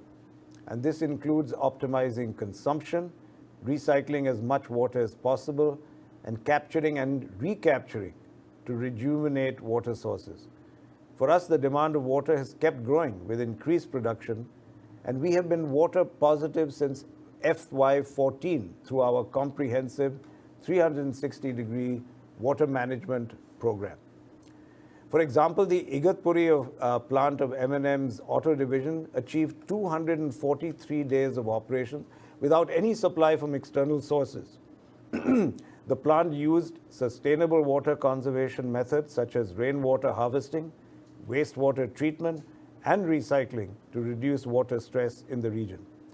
I'm very proud of Automotive Division Zahirabad, which has seen improvement in the groundwater table level from 350 feet to 90 feet below the surface in the last 20 years through water conservation initiatives. And of course, monitoring of all initiatives is done to optimize the consumption.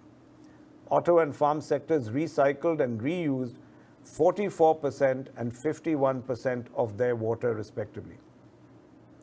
Have we formed an ESG committee? I talked at length about it in my presentation, and you'll be happy to note that we are very focused on ESG, even before ESG started gaining importance across the corporate world.